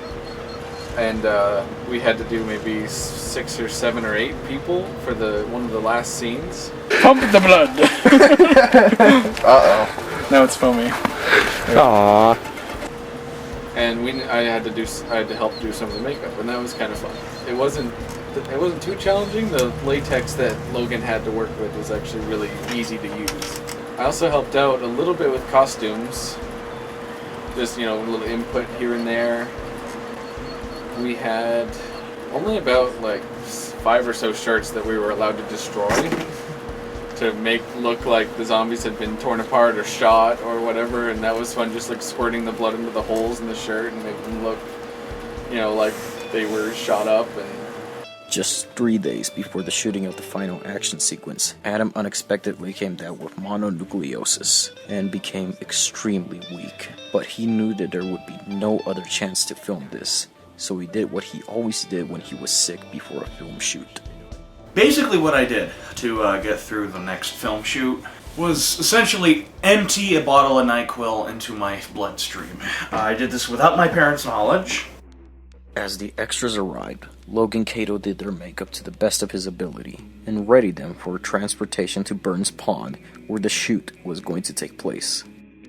For the final product of the makeup in all of the films to come out the way it did, it probably takes as much as you would think it does. You need to put a lot into your work. Not only is there knowing how to effectively use materials you have to work with, but having the tools to properly utilize those materials. And those tools don't have to be specific. I wound up using my hands and my fingers for a lot of the makeup. That's what I was used to doing. I've just always done that. From boiling latex to mixing colors so you can get skin tones and dried blood to look like dried blood and bruises to look like bruises. It's a lot of acquired skill and trial and error. I had no idea how to go about making Archer's broken ribs look like he actually had broken ribs from when Zeek punched him. We looked up a picture of broken ribs, the bruise from broken ribs, and I just took some of the oil paint and mixed it on my hand so I could get a bunch of colors, and basically just slathered it on his side and then added in a few touches of different colors so you could get the greens and yellows and purples of an actual bruise. I didn't think it would work out. I thought it would just look like there was a bunch of color on his side, but seeing that bruise come together was impressive, and that not even being some of the more intricate makeups was surprising, because with some of the harder makeups that I did with the latex applicant and liquid latex and the oil paints and fake blood, all of that took hours to do one person. I remember spending at least an hour and a half on each zombie, and us struggling for time to film because I needed to get these right, to get them to look good for the camera. And having the makeups be stable enough to actually stay on their skin for long enough to get the continuity there. But I guess that's the good thing about zombies, is you don't really need continuity because they're always falling apart, so if some of the latex starts to hang down, then he's just rotting. And nothing has to be uniform and always like straight edge. It can be messy, it can be asymmetrical. It doesn't have to look a specific way. Like bullet holes. If you get shot and in two places, both bullet holes aren't going to look exactly the same. So having slightly different sizes of bullet holes is okay. As they arrived, Adam's element only got worse, but the show had to go on, and he shot all he could the first day of filming the action sequences on location. It was not a pleasurable experience for any of the crew. I now know that Adam had mono, but at the time I didn't know if he was sick or if he was just having a bad day or PMSing or what, but I tend to remain calm in almost every situation, but Adam not so much so. We were fucking up like every 2 seconds, and I could see him just visibly get redder and more tense and hunched over, and he was growing tentacles and starting to attack us. Eventually we got through shooting and you could see him start to calm down, but he was being very, very vocal. As far as the trip to Burns Lake goes, I'm going to start off on a good note and say that the zombies looked fantastic. All the makeup was beautiful, and it stayed beautiful through the entire process. But it was cold. It was definitely worse than when we were at Adam's grandfather's, because I remember not being able to feel my hands. I couldn't reload my gun. I couldn't pull the trigger without having trouble by the end of that filming session. And to top it off, Adam had mono, so he was sick and miserable the entire time.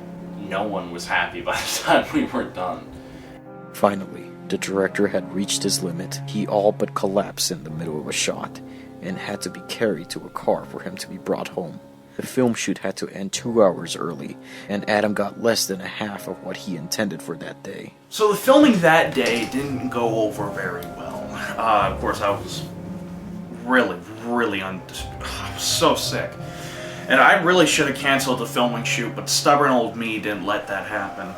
It didn't go over very well. I was angry, I was cranky, and I know I was.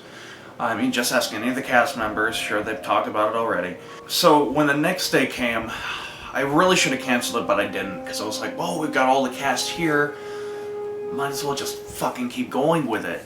And so we wound up doing that. And what I did the night before to make things easier on everybody was I basically color-coded the script. And what I mean by color coding it was literally color coded it. This color was for close-ups. This color was for long shots. This color was for special effects shots. That kind of thing.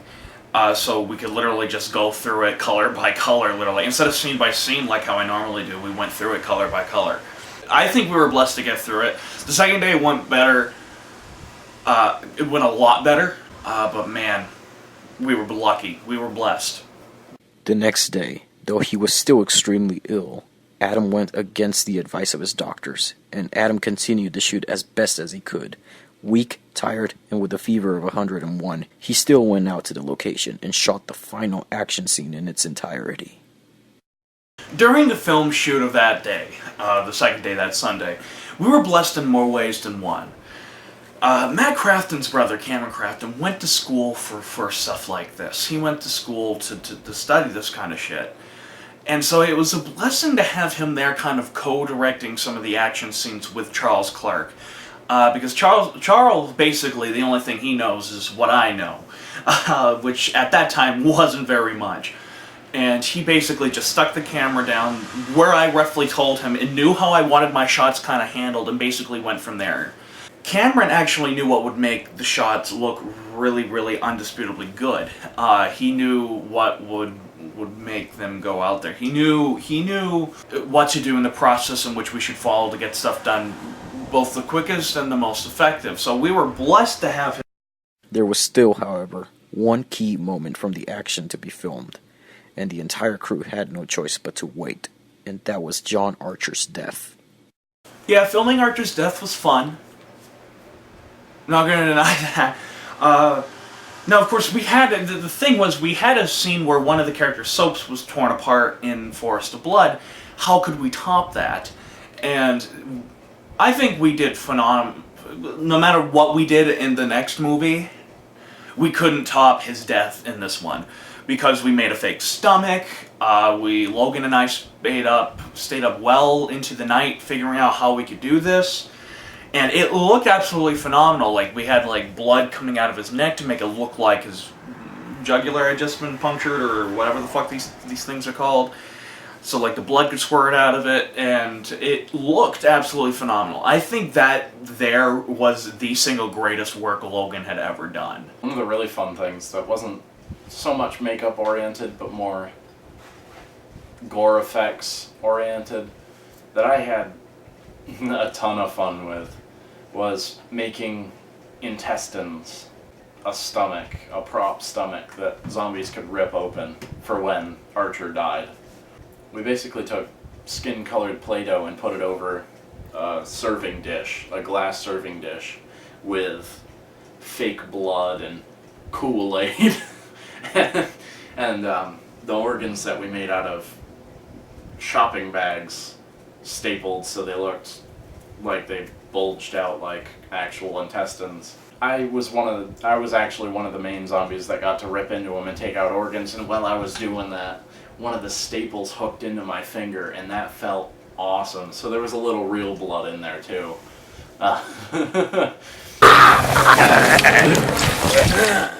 So once again, Adam Noyes led his cast deep into the New Hampshire forests and shot the goriest scene in the film.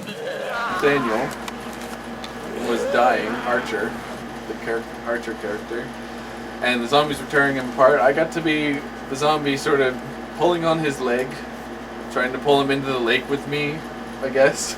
And there's a scene that didn't make it into the film because it just had us laughing way too much. Where me and my girlfriend were playing zombies, and we pulled a piece of guts off of Archer, and we were fighting over it, like tugging on it like two kids, like mine, no mine, and it you could see it in the background clearly. So it was way too funny to keep in the film. The difference between blood and blurred is that blood was the stuff we bought at the store. Blurred was basically fruit punch. Blood was what we put on the zombies.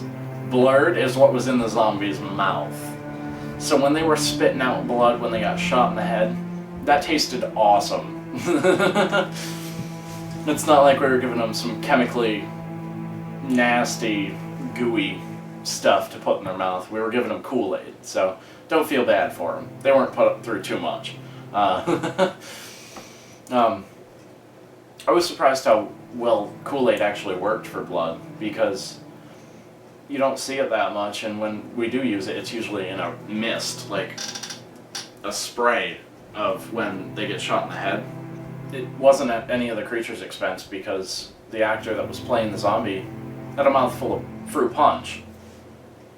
Everybody was spending more time drinking the blood than they were doing headshots, so... It didn't hit my face! Good. Lord help me! Finally, after months on end, filming on Lake of Death was about to wrap, and despite not having a house to film in, the crew found an innovative way to get around it, and found something they had used before. In the second movie, we needed to find another house to film at, because we had used a lot already, and we needed to find another location to do some of the actual important scenes. We realized we didn't use the upstairs of my house. We used the downstairs of my house as like one of the main locations. There was outside, and the downstairs of my house were the two main locations of Forest of Blood. We never even saw the stairwell, much less the upstairs of my house. You would have no idea if you didn't actually go to my house that the two movies were filmed in the same place. The entire movie of Forest of Blood we filmed in Logan's house, but it was downstairs. I mean, that's a no-brainer. We had to be careful where to film the scenes in Lake of Death, because we couldn't make it look like it was the same house. There was a reason. I liked having the forest look the same, except instead of it being in the winter, it took place kind of during the spring-fall area. We filmed it upstairs instead. We filmed the stuff upstairs because literally there was only like 2 shots in Forest of Blood that was upstairs, and they were people going outside, so you didn't really get to see the upstairs at all, giving us some more rooms to work with, which I think we were, again, blessed to be able to go up there and actually film it. Filming the last 2 days were chaotic and frantic, but everyone was still happy with the footage that was being shot. So, after going 2 hours over schedule, filming finally wrapped. The last day, as chaotic as it was, I was very relieved, literally, to get it done, because all I really remember from the second day, to be completely honest, is that I had a shit broiling in my gut, and I didn't have any time to take that shit, because we were filming so much. And then I'm gonna take my shit! Adam's going to go poop. Victory shit! And so when I yelled, "Cut, that's a wrap," I think that was the first thing I did. I ran inside and pulled my pants down and just took that shit. Yeah, I was very relieved that we were done, but yet at the same time sad, because I know it's cliche, but this is my baby. Lake of Death was my baby. Things were going, for the most part, so well. I mean, there were definitely some major production problems that happened, but the script was well written, everything was just well written, and seeing that, having to let it go, having to just stop working on it, at least in the physical sense, was just really sad for me. It was just a new experience that I'd never quite had before. I mean, we were all exhausted, but I mean, everyone was. I mean, for Christ's sakes, I remember Nathaniel, he fell asleep on me. We were all exhausted, but yet there was a sense of relief from everyone. Oh my god, it's finally done. All this hard work is going to pay off. At the end of Don't Tread on Me, they decided they were going to play a joke on the new guy, which was me, and say that there was an initiation. And I gave myself a swirly in Adam's toilet. I had really short hair, so it wasn't that much of a problem. I just went like that and it was dry, but that started something. And there was an initiation after the second zombie film. Instead of swirlies, we had the new cast members jump into my pool. Now this movie was filmed shortly after winter was starting to get over. Stuff was melting, so you can imagine the water was about 37 degrees. There was still ice floating around in my pool, and Hannah, Jake, and Nathaniel jumped into the almost freezing cold water, as their initiation.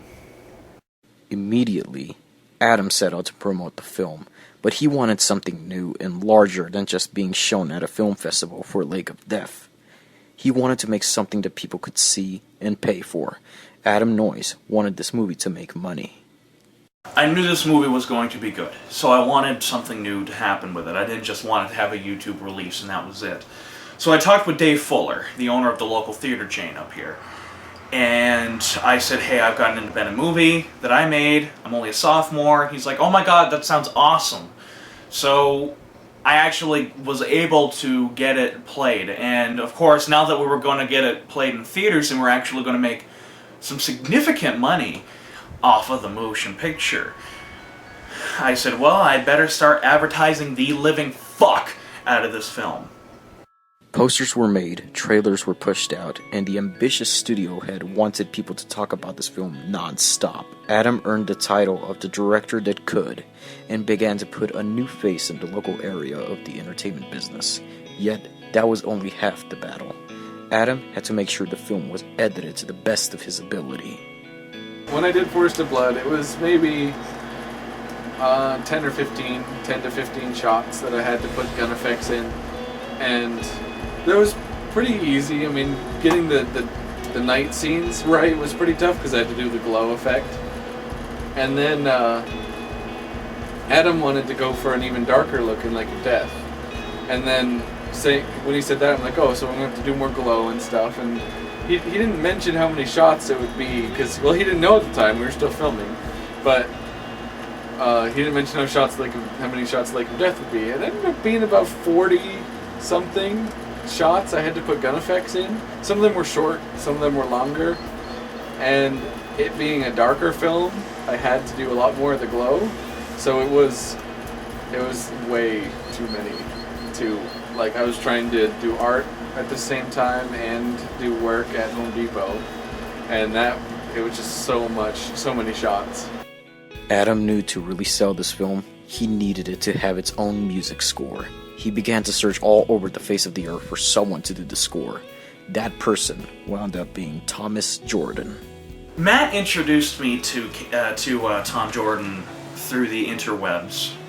You know, I was a little concerned at first. The only thing that I really knew in my head, because his style that he had was very techno, very dubsteppy, which was not what I wanted to go for with the soundtrack for Lake of Death. However, the more I actually got to talk to him on Facebook and stuff like that, and the more he said that he was willing to do whatever I asked him to do, I said, you know what, you're going to be good. Come and get me, you look bad.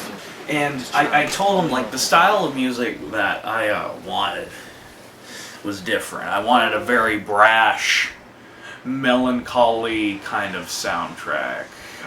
One that would fit the movie, because let's face it, Forest of Blood didn't have a soundtrack. I mean, it kind of did, but no, trust me, it didn't. And it literally was just kids playing on piano. And this one, I actually wanted there to be themes. I wanted there to be action music. I wanted there to be some. I wanted the zombies to have a theme with their music. So, of course, it all fell down to Jordan and his interpretation of that.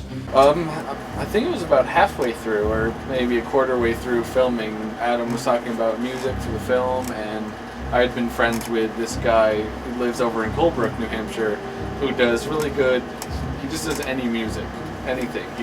He'll produce classical, he'll produce techno, dubstep, hour-long mixtapes of mixtures of all those. He does rock. He doesn't do, well, he can emulate heavy metal, but he doesn't like actually have a heavy metal band. But this guy, Tom Jordan, he's an extremely talented guy. Does any music. So I introduced Adam to him online, and because Tom lives so far away, pretty much all of their communicating was through the internet. Almost immediately, Adam fell in love with the music being produced for the film. It was exactly what he wanted, and everyone agreed that it was a key element that brought the film together.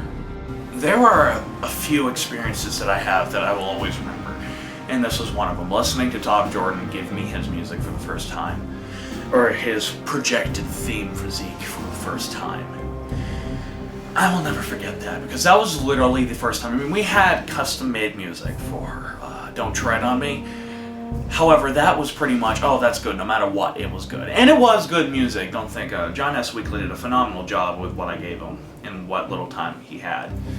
But when Tom Jordan gave me the theme for Zeke and Archer and Fran and Peter and even the zombies, I thought that was the greatest moment of my life.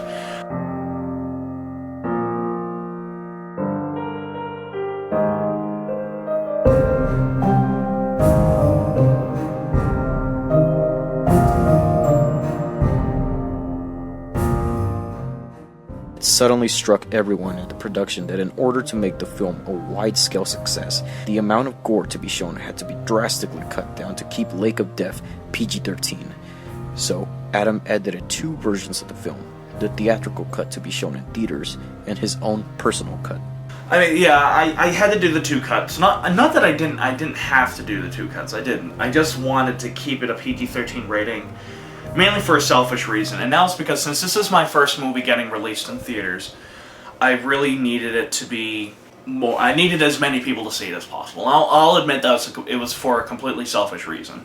But the 2 cuts weren't totally different. Archer was a little bit different in the theatrical cut, but his main character was still there. In the director's cut, we really get to see Archer's hatred for Zeke more. That has a presence there more. And the differences between the 2 characters are there more.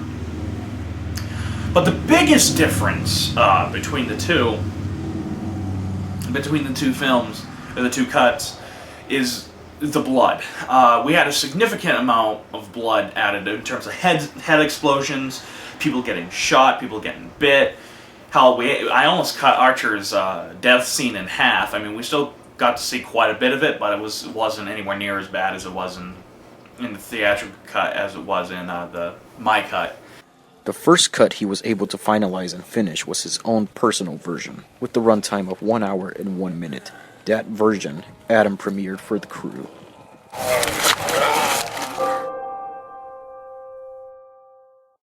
Yeah, we all sat down to watch it, and it was just awesome watching it and remembering the production, and even that day where Adam was pissed, remembering that day and looking at the footage and being like, wow, you can't tell the director was steaming in the background in this scene. And then there was the scenes where my gun effects, like I could spot some mistakes, and I would think, oh man, I made a mistake on that one and that one, but you'd have to be the guy who worked on it to see those mistakes. Seeing the film for the first time was incredible. It turned out so much better than I imagined, and it blew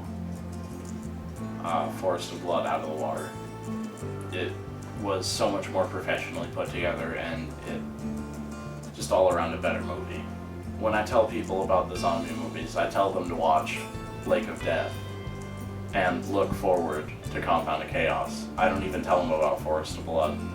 That's how much better Lake of Death was. What are you doing? He's been bitten, Zeke. He's a danger to us all. God damn, put that gun down! He'll kill us all. We don't know he'll turn into one of those. You all know as well as I do he will. You've all seen it happen. The entire crew was extremely pleased with the final product, but now Adam had to cut the film down for its PG-13 release. It proved to be a less than enjoyable experience. I wanted as many people as possible to go see it. And basically Logan Kadle went nuts in terms of the gore in that film. So I unfortunately said I had to cut some out. Now when I was cutting it, it was kind of sad seeing a few scenes go, like for example the scene with John Archer in the bathroom where he just got out of the shower. And it reveals just his hatred for Zeke. But that didn't really have anything to do with it, so I cut that out. And there's a few other some stuff that we cut out, but the main bulk of what we cut out of this film was stuff that either A, slowed down the already slow pacing, or B, it was really gory. Like, there were a lot of headshots that we cut out, and one of the more prominent things that we cut out was I severely shortened the scene where John Archer gets torn apart. And that was a bit sad because Logan Kadle worked really hard making that come together, or making all those guts come together. And it was really sad to see some of that go.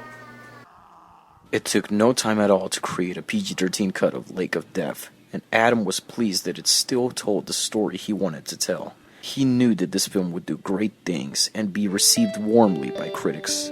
After months of waiting, the film was premiered. Something wrong, Logan? Seems like everybody's enjoying the movie. Yeah. I know, right? Success. So Adam, did you I said she's too nice to be. I couldn't go in your movie because I was. Would you be a zombie? Yeah, tickling zombie. Are you gonna be a tickling zombie? Then what zombie are you gonna be? I am not going to be a zombie. We'll finally be able to say like no to people. Like no, get out. Bad. Just be like, here's some blood. Go stand over there. And Chucky needs one that says like Dead guy. Zombie number 1. In total, with DVD sales and theater markups, the film made all of its money back and then some. Adam then knew he had to make a third film to wrap up the entire story, but first, he had to release the film on the internet.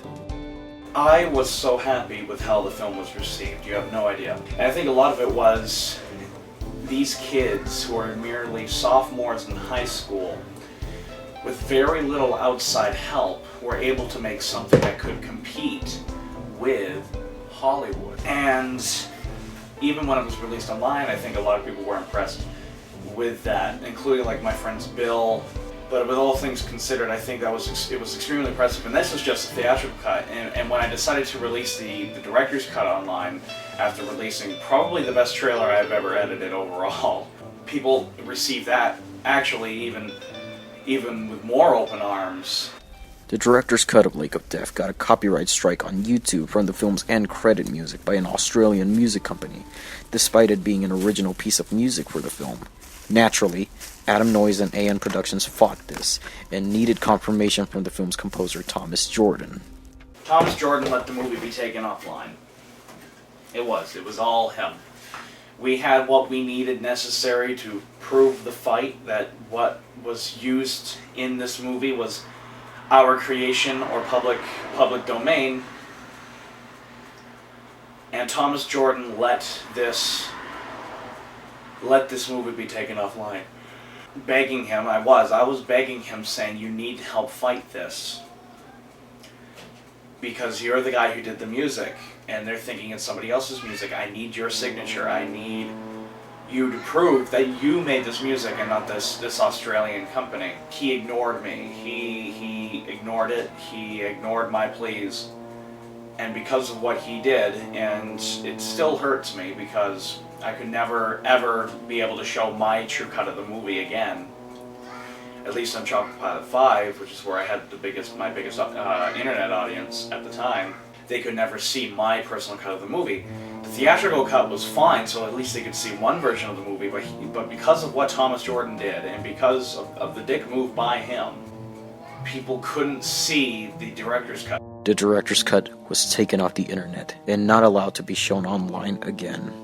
It was a crushing blow to AN Productions, but most of all, to the director. I had to start a new channel over.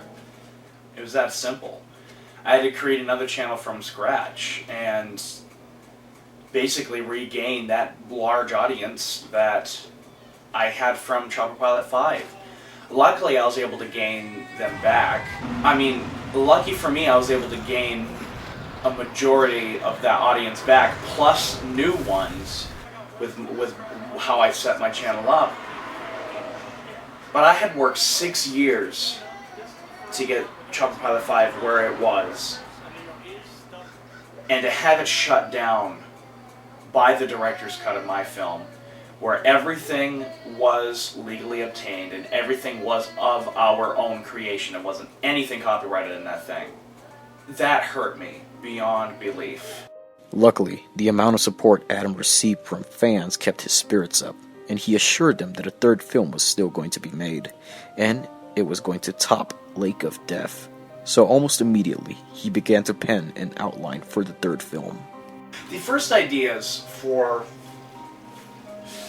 what was going to be Compound of Chaos was so drastically different than what we had. In fact, it was drastic in the sense that I actually had in the original drafts, or the original ideas that I had in my head, where there actually weren't any creatures in it. I was going to have this movie take place around 10 years after the events in Lake of Death, and basically all the creatures are dying, and it was going to be something of the world was rebuilding, and what happens is that the enemies are not the creatures, they were the humans, which of course I didn't wind up going with. But man, were they dark. It was dark on a level of The Road dark. And then as we progressed, I pretty much tweaked the idea of what was going on. And what was going on was, of course, Zeek dies at the ending, and then Fran links up with somebody else, and she lives. But because of sacrifice, we kept that element, but what happened was completely different. The original ending that we had that I created for the film it felt very much like Vincent Price's Last Man on Earth, which is an excellent movie. Almost immediately, production problems arose. The largest one to affect AM Productions was the loss of Matt Crafton and Thomas Jordan. But that soon became the least of the production company's problems. The largest one to strike involved not the film, but the director. My depression was terrible. And it just got worse and worse and worse and worse. And I still have it. I still have my days. And it was just awful back then. Junior year was terrible. I had a hard time getting out of bed.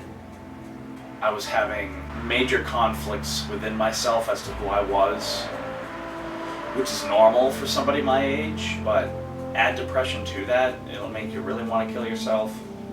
It literally got to the point where I didn't get out of bed in the morning. So when it all started, Adam and I didn't really know each other very well. A guidance counselor called me down to their office and said, Adam's having a bit of trouble, he's not feeling too hot, why don't you give him a call? Gave me a post-it note with your number on it, which stayed in my pocket all day. Finally got home, finally called you. Incredibly awkward first call. But then we started talking more, and calling more, and talking on the phone for 4, 5, all night. It was really rough to see you, see Adam the way he was. I like people to be happy, and he is fantastic when he's happy. I'd never laugh as hard as I do when he's in a good mood. I remember our prom. He was my prom date. That was fun. All white tux, wicked long dress with a train, stilettos, which I was clinging to him the entire time. It was good to see him happy. We had a ball. Adam's mood only got worse and worse. There were several days where he would only stare at the computer screen for hours and write nothing. Then, it progressed to not wanting to even get out of bed. After 2 months of endless nights, Adam finally wrote an outline. He titled it Forest of Blood 3, but that did not help the director's depression at all. People adored the outline, saying it was the perfect way to end the series, but Adam always felt like there was something missing. The outline that we had was good, but it wasn't perfect. We really had no choice but to go with it. It was really good. I was pretty damn proud of that outline. It was really, really lengthy, really, really detailed, and really, really long, but I was, for the most part, very proud of it. It felt like a great way to end a trilogy that had a lot of questions in it. I felt like I wasn't trying to do too much, but yet I felt like I wasn't trying to do too little. It felt like a really good balance, and I was really happy with that, with the original outline that we had. The little things began to consume the director. One of them was the lack of music to fill what he wanted to place on camera. The little things just began to add up and bog me down ridiculously. It didn't just bog me down, I shouldn't just say that. It bogged everyone down involved in the project. And it literally was the little things that just kept adding up. Just in terms of not having actors, just in terms of not having as much makeup to use, not having as much time either. Because of the incident with Thomas Jordan, we didn't have anybody to do the music at all. I know that was a detail that I really didn't want to worry about at that point, but it was just one of those things that originally I was like, okay, the music's all set, I don't need to worry about that. Yeah, bullshit. And I had to wind up using stock music for my previous film, Don't Tread on Me, created by the fantastic composer John S. Weekly. Now, John S. Weekly threw together this great epic musical military-esque kind of score for Don't Tread on Me, and luckily for me, I thought it fit with the tone of the movie that I wanted to look at, that I wanted to make. At the same time, Adam wanted something new to show off with his production company. AN Productions wanted to go widescreen.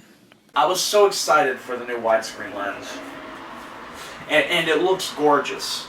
It does. It absolutely looks gorgeous. But I was like, yes, I can finally make a movie in the official widescreen of cinemas. I can make it look even more theatrical than I did with Forest of Blood. And that was the main purpose for getting the widescreen. And I thought that it really fit this movie. I felt like this movie was it had to be grand. And that the widescreen lens would add that grandness scale that I needed in order to convey this movie as being the grand finale. The new widescreen lens proved to be a huge step forward for AN Productions. Almost immediately, Adam tried it out, shooting the forest, shooting the sky, shooting anything he could to learn to compensate for the new asset. But like most things, there was a setback. Because I ultimately had to keep the camera steady, it gave me a lot less freedom in terms of moving the camera. I mean, in Lake of Death, you saw a lot of really creative camera moves because I had freedom to hold the camera. Because of this new widescreen lens, I couldn't do that. However, I saw this as a chance to improve myself. I personally prefer really still shots. I prefer when things are really composed, when things are composited extremely well, where you don't rely on camera movements to keep your eye on the screen, you rely on the composition. So I saw this as a challenge more than anything else. I saw this as a challenge that needed to be overcome. This was all part of the job, and Adam still went forward. Now, he and Logan had to see how they could improve on the already spectacular amount of makeup used on Lake of Death. Instantly, Adam gave a larger amount of money towards the production, especially in this field. As I've stated probably earlier, we wanted to up the makeup, and doing Zeek's scars, I think, was an extreme step forward.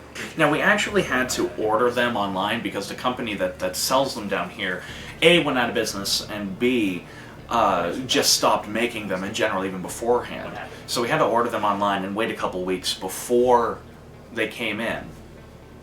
However, I wanted Zeek to look all scarred up. I wanted Zeek to have that different look, and of course there is a reason why in the film. However, this was a major step forward for Logan. Logan had to keep a lot of his stuff in continuity with other shots. He had to make sure his scars somewhat matched up. Now, of course, we weren't like Hollywood, so we couldn't match them up exactly, and unfortunately there are some scenes where you see the scars change shape. However, I think he did an extremely good job at keeping them somewhat the same distance and at least making them go down a certain distance and knowing where to cut them off and stuff like that. He was extremely creative with how he did it as well. When it came to the set-forward budget of this new film, everyone agreed that it had to be more, but how much was the independent film company willing to spend? The answer lied in what Adam learned from releasing the previous film.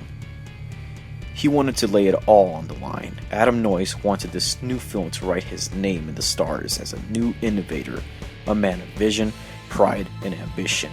He wanted this film to be made with no compromises, a film Adam could completely call his own. That would not be the case, however. I was racing to find actors. I was jumping around all over the place. A lot of people were busy and stuff like that. And shouldn't prove that this beginning problem was going to be like nothing. It was casting hell.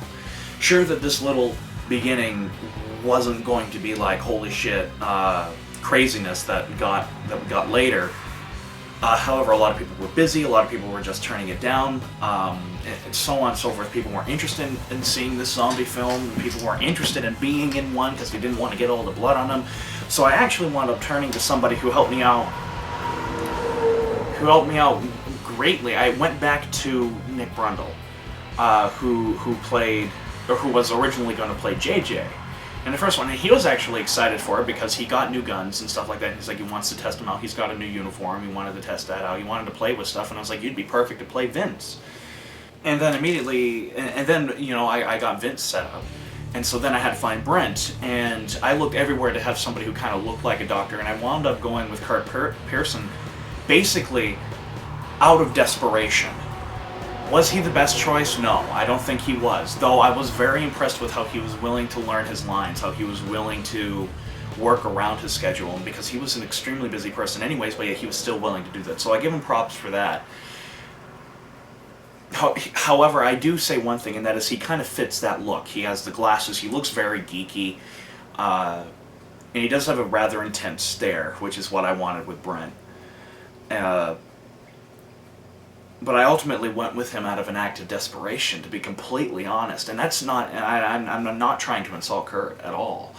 He was literally my last resort. The final casting decision that I really needed to make that was really important was Liara.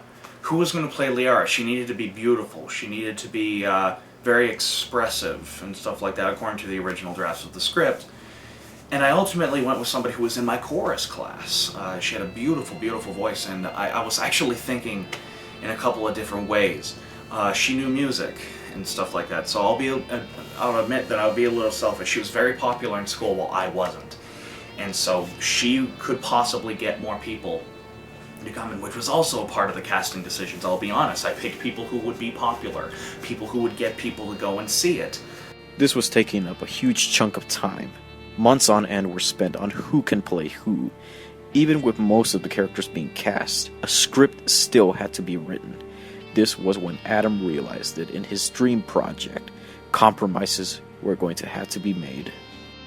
The script for Compound of Chaos is wearing me down unbelievably. It took me forever to pen out scenes, it took me forever to perfect the scenes. Force of Blood, I kind of wrote, I wrote several drafts, but I kind of wrote a script in which consisted of 12 scenes. This one had 53. Compound of Chaos, the first treatment, had 53. And so I'm penning all this out, mixed with all my AP classes, mixed with all my stuff going on with school, mixed on with everything I'm involved with in ROTC and so on and so forth. And suddenly I'm like, my God, I can't write it all. So I needed somebody to help me write it. And so I went with one of my friends who I thought I could trust, Andre Rao. Adam called for 2 people to help him on the script starting in late November 2012. One was Logan Kadle, and Adam's close friend, Andre Rowell. Each agreed that the film should be called Compound of Chaos. Though still not having someone to play the role of Kaiden, the script Adam and Logan were producing was going fast and steady. However, Andre's end was being held silent. Adam knew something was wrong. There's no ifs, ands, or buts about this. If I want to get this film released at the end of the year, I had to start. And we didn't have a full draft of a script yet. Lake of Death had 2 drafts before I thought they were fine. And this one had none. This one didn't even have one completed one. So that was my mission. It wasn't to get another draft written. It was to get one good, decent, solid script written. And it turned out that we didn't even get to have that. That still wasn't going to be enough. While Lake of Death started principal photography in early November, it was now January 2013. Everyone felt like they were behind 2 months. Adam had to start filming. I got the scenes that I had written, which focused mainly on Fran and Zeek.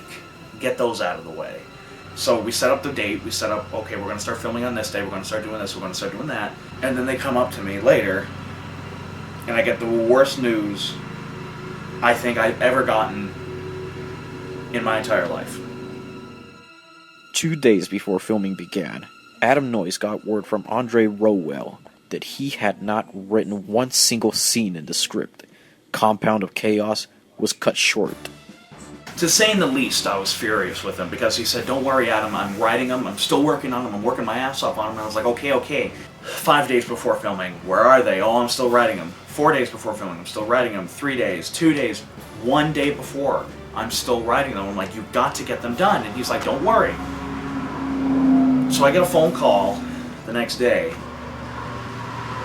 2 hours before filming, and I'm getting everything all set up saying, I haven't written, and he says, I haven't written a single one of those scenes. That was a major chunk of the movie that wasn't written because of him. Because he pushed it off and procrastinated to the point where there was no tomorrow. He hadn't written a single one of those scenes. Okay. This is gonna be fun. Fun. Filming began to a slow start, but nonetheless it was a kickoff. First, Adam Noyes wanted to get some of the establishing character scenes with Fran and Zeek in the opening. Instantly, everyone began to feel the pressures of the new widescreen lenses. The camera stabilizer proved to be ineffective, causing handheld shots to be extremely shaky and distracting. Adam wound up having to be more innovative with his camera work as a result, using the tripod or having 3 people hold the camera at once. At the same time, much of the cast could not show up to shoot until much later dates, leaving those who were at the first few shots little room to maneuver. It didn't take long before everything Adam could shoot was finished. Adam is blowing his camera. This is what happens when you two fuck up all the time. So in the same week, I lost... what wound up happening was we were starting filming, and I literally got... Oh, I'm bleeding. I've had 3 to 4 filming shoots after this, and I'm getting really low on stuff that I can't film. I've even started filming around them because both Nick Brundle... God, how are you? I'm fine, but... and Emma Dean couldn't show up to filming shoots. But I was kind of expecting that because, well, they're not really getting paid and everything because they're working on their own. I was kind of expecting this. Brundle had a legit reason. He was wrestling. He's a really talented wrestler. So he had a lot of stuff getting in the way, and that he was really tired. And so I was like, okay, whatever. And in the meantime, we still don't have a Caden, by the way. And then Emma Dean just says, you know what, I'm not going to play her anymore. She just flat out left and didn't bother to tell me. She didn't tell me that she wasn't interested. She just flat out left and went bye-bye. And so she left. And I let Brundle go because he was too busy, and I was like, okay. And he came out to me and was like, I don't think I can do it, Adam. I'm really busy. I'm sorry. And he came up to me and said that, so I wasn't angry at him. Emma just left. Finding someone to play the character of Vince was easy. A person like Nick Brundle, who fit the physical physique of the character, was not far from his sight.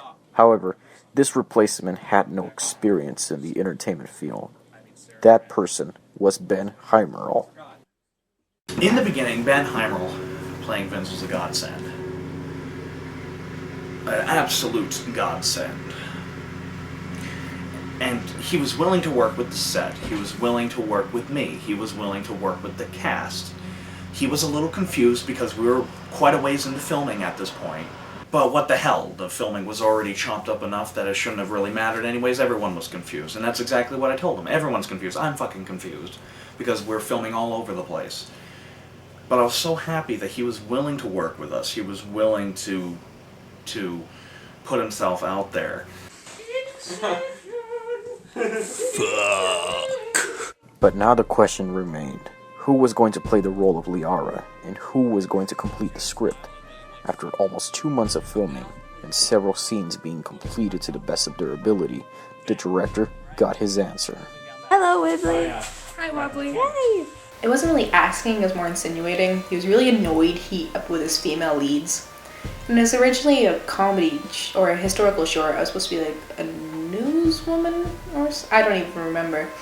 But he found someone else, or it kind of fell apart. I don't remember which, but I told him from the beginning I'd be a crappy actor. And you can tell when you actually see the movie that my acting skills are subpar. But, it went from complaining that his female leads weren't acting up the way he wanted, that they weren't showing up, to pestering me to be the female lead. And that slowly morphed to like, okay, I could do this. I'm gonna suck and it's gonna be weird, but you have a blast. And I think it was the bloopers. I loved watching the bloopers and seeing how much fun you guys had. I was a little hesitant coming home covered in blood, but that's kind of par and part of Adam's movies. But it was in the lunchroom. We were eating lunch together and I'm like, okay, fine. I'm gonna play this badass chick that I've never read about, or I haven't seen the script. And of course you never see scripts with Adam's movies. He just tells you the lines 2 minutes before you say them, which was hard, and I fucked up more takes than I want to admit. But yeah, I was in the lunchroom, and sure, I'll be Liara. I'll pretend to have this magic blood, and I'll apologize to Adam 15 times a day when I screw up my acting. Now with someone playing Liara, this gave Adam and the crew more scenes to shoot. He tried his best to film coherently, but with the lack of certain actors on certain days, he constantly had to split scenes apart and film them in sections. Compound of Chaos was aptly named. It was pure chaos. Filming the movie was an experience like no other. That sounds correct. It was a lot of hurry up and wait, a lot of frenzied action followed by long periods of downtime. When we actually were filming, oh my god, I didn't know what the hell I was doing. I would get my lines and my actions maybe 5 to 2 minutes ahead of when I had to actually act. So I would get my line, didn't know who I was talking to, how it was supposed to be portrayed. I remember this one time. It was like my introduction to the two main characters. I had to turn and give this like half nod to them. I had no idea what Adam was talking about. Like, what? Okay. So we did this take at least a dozen times with like the slightest variations in a nod and a smile. And I don't... oh god. Adam was getting mad at me by the end of that. But it was interesting. And if you didn't do your line right, you got it a couple minutes before. You had to learn it really quick. But downtime was interesting. After we finally got a take that he could mangle together to be somewhat appropriate, we would have downtime where he was off with other actors and we would sit and do nothing for half an hour. Hannah always had her laptop. Oh my god, Hannah and her laptop. Yeah, that was interesting to see Adam react to that. I would be on my phone and just be staring off in the distance. But downtime, oh my god. I think the biggest thing, the reason we had the lines maybe 2 minutes before we had to act them out is because Adam had no idea what was going. Can we stop when my dog comes into frame? Adam really didn't know where the script was going. He was kind of cutting pieces and moving them around as we were acting them. I remember I was supposed to have Liara was supposed to have this amazing romance with one of the characters, and that got cut because it wasn't important enough. The acts would be filmed out of sync, so you just go from complete action, like running full on down a hill, which I tripped and fell doing once, and I really think it's gonna be on the bloopers because that was fucking hilarious. And then I'd go to like this deep emotional scene, and it was confusing and chaotic. I was losing sleep over the film. Shots are being split up so bad, I had to memorize continuity. I even wrote down what type of lens I used or what filter I used during filming and stuff like that, and even then I could forget it. Everything was all chopped up, everything was spliced. I knew editing was going to be a bitch, but luckily at the time I kind of got a godsend, and that was I listened to the audio commentary for Godzilla King of the Monsters. Now say what you will about that Americanized version about Godzilla, whether you like it or hate it. However, that is really what inspired me to keep going, was the fact that they were able to splice in all these shots with Raymond Burr, all these shots with him, into this Japanese movie, and actually they made it work pretty damn well. Keep things important in the background, match shots, some of them were better than others, but try to match shots as best as you possibly can, try to match lighting, try to match all this, to make it seem like these characters, even though we're filming them in completely different days, completely different weeks, sometimes even completely different months, they're not in the same room together, but I need to make them look like they're in the same room together. And a lot of that happened because of Brent and Zeke, and a lot of scenes, they were never in the same room together. They were never ever in the same space together. But I had to make it look like they were. So that was the biggest challenge, believe it or not. Has Kane come back yet? And then came the Filipino bread. We filmed at one of the actors' houses, Chucky's house, and his mother is an amazing cook, and she made this Filipino bread. I mean, a huge batch of it, and it was gone in 3 seconds. I must have had like 5 of them. I think Adam and the other boys tucked away at least 12 each. She made the most amazing food, and it was at the weirdest times, because I think filming was from like 12 to 4-ish, and we would have lunch at like 2 or 3. Just this random meal in the middle of the afternoon.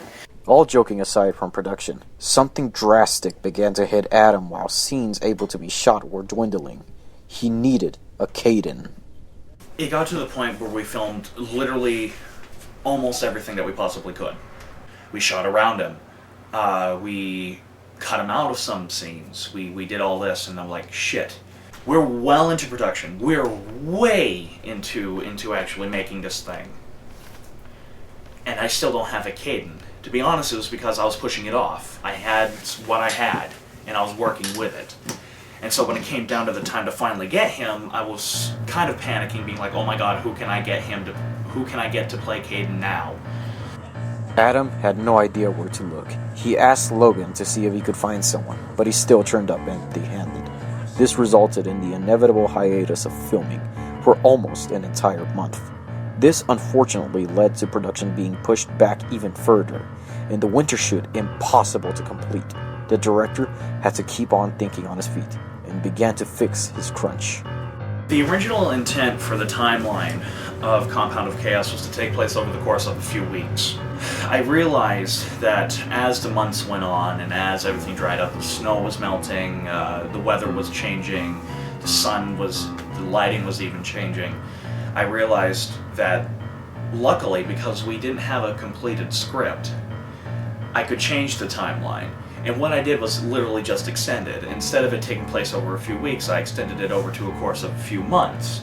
Again, this was because of the unfinished script. This was still the moment when Adam took all of his ambition towards the project and threw it out the window.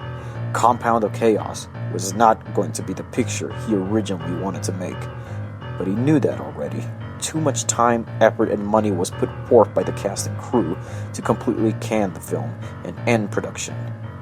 The show had to go on. Even now, however, problems still arose. I was running out of money. That was the biggest problem. I was running out of money. And we still needed to do a lot of zombie makeup. Zeke was running out of his shit. And so I spoke with Logan rather early on, saying that we're not going to have as much money as we originally hoped with the makeup. In fact, we're going to have less money to work with than Lake of Death. And he was taken aback by it, but he said, okay, we can still work with it. So what we wound up doing was, through the help of Google, we began to experiment with types of makeup, how to make stuff look good but make it cheaper. Oh, that smells revolting, dude. What the? Oh. Oh my god. That smells I just remember it was probably one of the worst smells in the history of my life. No way. Chucky! Charles, your turn. If you don't want to get that coat fucked. I don't know really what they put in there, but all I know is I'm just glad they never used it again. The worst thing about blood is how it's effect on you when it's on you. The smell and the intensity of it. I was like, just felt like, oh my god. I mean, Look at it! Smells like eggs! Oh! It just is the fact that you just have blood all over you thinking of that. But then the first part is that the people produce some type of blood that's stinky, makes it even a worse situation for the person. I mean, I felt bad for me most of the time because basically I had to do it most of the time because blood just come out of me. And I'm like, oh no. Through trial and error, Logan Kadle found ways to save money on makeup and blood effects, but that still didn't help. More money was going to be needed to cover the amount of zombies needed for the big sequences Adam had fleshed out on pen. But literally at the last possible moment, the director got a small glimmer of hope. He found his Caden. So I talked to Will Bash, who was a friend, who was actually, he played a zombie in Lake of Death, and I talked to him. Him being a friend with Jake Hanlon, who played Peter in Lake of Death, would you be willing to play Caden? Now, Will didn't really like me too much. He didn't. He didn't get along with me very well, though he worked really, really well on set. And he said yes. Mainly because I told him he gets to use a samurai sword. I mean, who couldn't do that? And so because he was willing to show up to shoots, because he was willing to film, we could finally begin again. We could finally get out of this stall that we were in, which lasted for a few weeks. Will Bash as Caden has to be one of the most awkward, uncomfortable facts of this movie. Will Bash was the best friend of my long-term ex-boyfriend, and we hadn't been apart for very long, and then all of a sudden Will Bash, who never really liked me, comes along, and I'm supposed to be desperately in love, and we're supposed to fight through the end of the world to be together. Thank God for Adam. He was amazing. I think there's supposed to be like a kissing or hugging scene, and he cut it out, and I was eternally grateful. You had no idea. He was a good actor. I won't do that. He worked so well with Ben. He took direction well. He was an okay actor. He was a good actor, but as my romantic counterpart, I don't know how to word this correctly. Not a bad kid, just we didn't have chemistry at all. Didn't click. Everyone was now on a schedule, and almost everything could be shot with few exceptions. This included the final action scenes. Even that was to be far more difficult than first expected for Adam. So he shot all around it until he finally had nothing left to shoot. Lake of Death had a lot of dialogue, but it didn't have anything like Compound of Chaos wound up having. This film was so dialogue heavy. And that was because there's a lot more characters that we needed to focus on for development. Instead of it just being really Zeek, Fran, and Archer, this time we had Brent, we had some more Zeek, we had some more Fran, we had Liara, Caden, and Vince. All of these characters, and because of that, we had a lot more dialogue. So I started getting worried about the audience getting bored. The more I was shooting, I was like, oh my god, the audience is going to get so bored. I said, well, I got to pay more attention to detail, so I started setting up the shots more creatively. I basically took the Seijun Suzuki approach to it, where a lot of his films, he had no money to film or to put these extravagant action scenes in his films. And so what he did was he replaced those action scenes with dialogue and shot them in such a way to make them look like they're action scenes and compose them in ways. Now, I wasn't intending on them to shoot them like an action scene, these dialogue scenes, because I didn't really want to do that, just because of the style I wanted to keep in context with the rest of the series. There were several days of shooting that Adam and the crew simply paid attention to the scenes at hand, and not the amount of extras at their disposal. This unfortunately led to many extras having nothing to do other than holding script pages or getting things to drink. Everyone did the best they could, coming to shoot whenever they could, but it soon came to be that only filming one day a week would not get Compound of Chaos finished on time. Adam began to draw other plans, and went back to rewriting the script to either shorten scenes or scrap them. Because of the unfinished script, I basically filmed what I could. And unfortunately, because I did that, basically I fell into the same trap that the people on Cleopatra did, without me even realizing it, because I didn't really find out about the making of Cleopatra until way after I finished making Compound of Chaos, but I didn't utilize the amount of extras that I had. And one great example of that was and this was the first for this series, a kid zombie. And we shot this entire sequence consisting of Zeek trying to siphon gas. It's inferenced by the length of his hair that this is after the events on Lake of Death. And Zeek is walking forward and finds this child. And he's a zombie and he's trying to bite him, and Zeek ultimately shoots the kid just to show that no one is safe in this universe. We had never seen a child zombie before in this given universe that we created. And we used this, and I unfortunately in the cutting room had to cut it out for pacing reasons, and it really was an absolutely beautiful scene. And the sad part is I can't find that footage anywhere, which is so sad, and because it really was a breathtaking scene. It was all done in like 3 shots, I believe, and the cinematography was beautiful, and just everything about the shot. You can see some stills of it, or some clips of it still in some of the early trailers. But that's about it, unfortunately, which is so sad. Filming ultimately had to fall on more days than the original schedule called for, Shoots began to fall on weekdays, and this included a major scene that featured the director himself. For me, I had to take the role of being the cameraman that time. Now, it's maybe easy to say that you can just zoom and put somebody's facial expression has to be exactly right.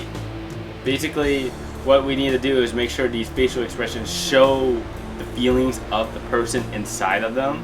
So it's not like, we're not trying to project something like where everything is like you know it already. You gotta look at the person's face to realize what it's actually, what it is. We filmed it out and back in the same location where we filmed JJ's final stand in Forest of Blood out back at Logan's house, and we filmed it there, and it was warm out. Believe it or not, like you clearly see the snow melting. But we had to dump all of this gunk all over Logan, and he was so willing to do that, so I thank God for that. But we had to dump all this fake syrup crap all over him for sticky blood. Water on top of that, which we actually warmed the water so it wouldn't be quite as bad. And then Logan had to get soaked because he was in the snow. So he was freezing while the rest of us were fine. Because this was one of the scenes, other than a couple of the action parts, that I actually filmed in a regular 16:9 lens and went into Sony Vegas and cheated, and I cropped the scene to make it look like it was 2:35 when really it wasn't, or it fit that aspect ratio, because I made an on-the-spot decision, which we had a tripod and everything there, but I made an on-the-spot decision to make it more dreamlike, keep the camera handheld, and that also made it feel a lot more like Lake of Death. And it gave it a very atmospheric kind of tone, keeping the camera always moving. And Charles Clark, because I was in the scene, you see, the scenes that I'm in is always when I get the most paranoid over cinematography because I'm never behind the camera. Charles Clark luckily, he's worked with me so much that he knows what I want, and God bless him. Because he shot that. I think he did an absolutely beautiful job. Zon! 911, what's the emergency? He just ate hot sauce! I remember the hot sauce pretty well because we have this bottle of something called death sauce in our fridge, and we avoided it at all possible causes. So when I showed it to Adam, he instinctively wanted to try it. When he finally tried it, I remember him gagging like a mouse was crawling up his throat. Starting to hit. Oh, Jesus. It hurts to swallow! To make bad matters worse for the production company, tensions began to rise between the director and one of the actors. This created more time for fighting and less time for filming. The result was a confused cast and yet again another delay in production.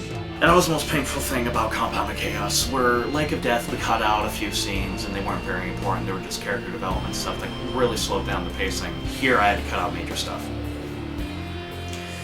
And it became very prevalent when I started running into problems with Ben Heimel. We started clashing on the set, and so on and so forth, and we started arguing. The more and more we started arguing, the more less he was willing to work with me, the less willing I was willing to work with him. So it was a mutual hatred that was beginning to form. And this is over creative differences, of course.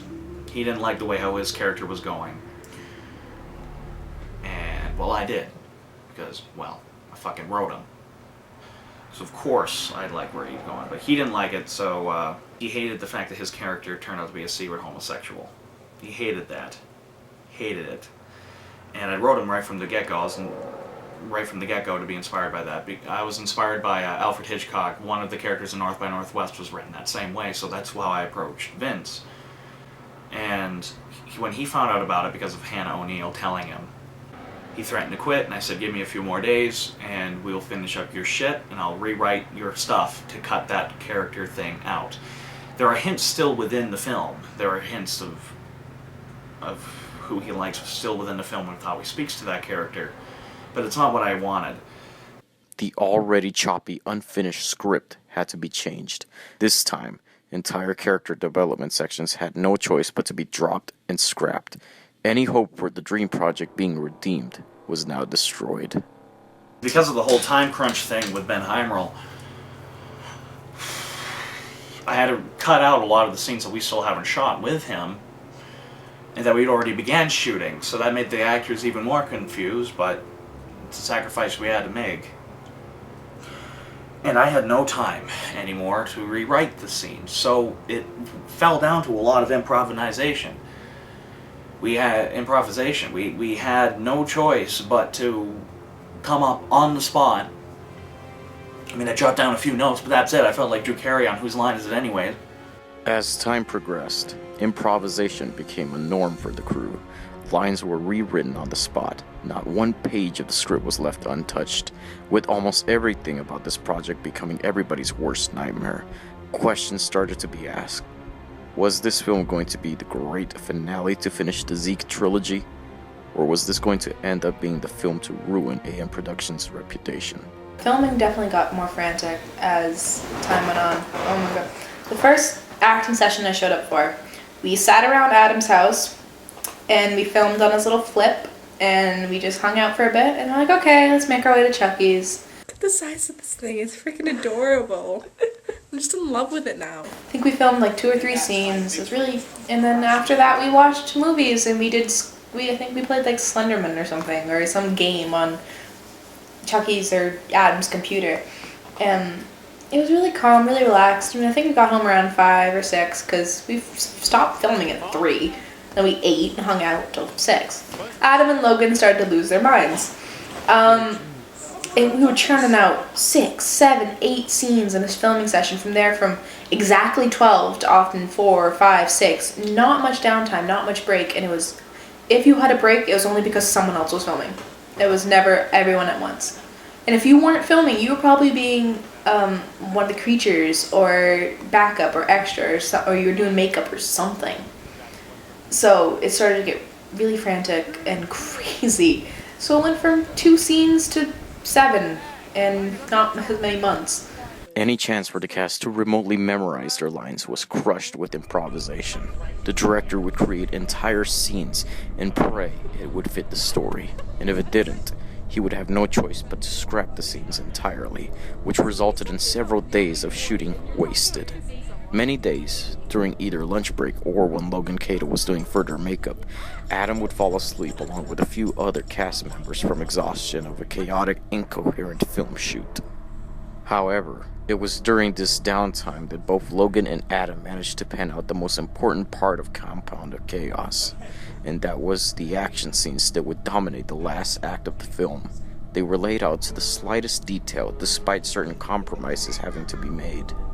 When it came to filming, specifically like the last few action scenes, however, the first few action scenes we filmed, like such as the ones down in the basement and stuff like that, weren't really a problem. But a lot of the extras that we were promised wound up pulling out at the last second for either work reasons or other reasons, and we had a lot less of numbers to work with. On Lake of Death, we had quite a few zombies, and I was so happy with that. In this film, I unfortunately wanted, as I said earlier, wanted to make it bigger, and therefore I needed more extras, and we didn't have them.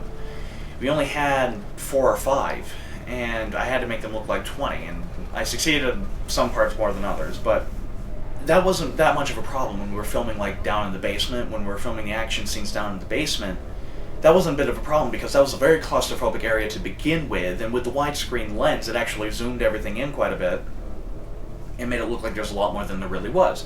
That wasn't a problem. It was when we were filming out in the open fields that suddenly we ran into the problem of, oh my god, how are we going to make these 5 zombies look like hundreds of them? So for the basement scene, we went over to Adam's grandfather.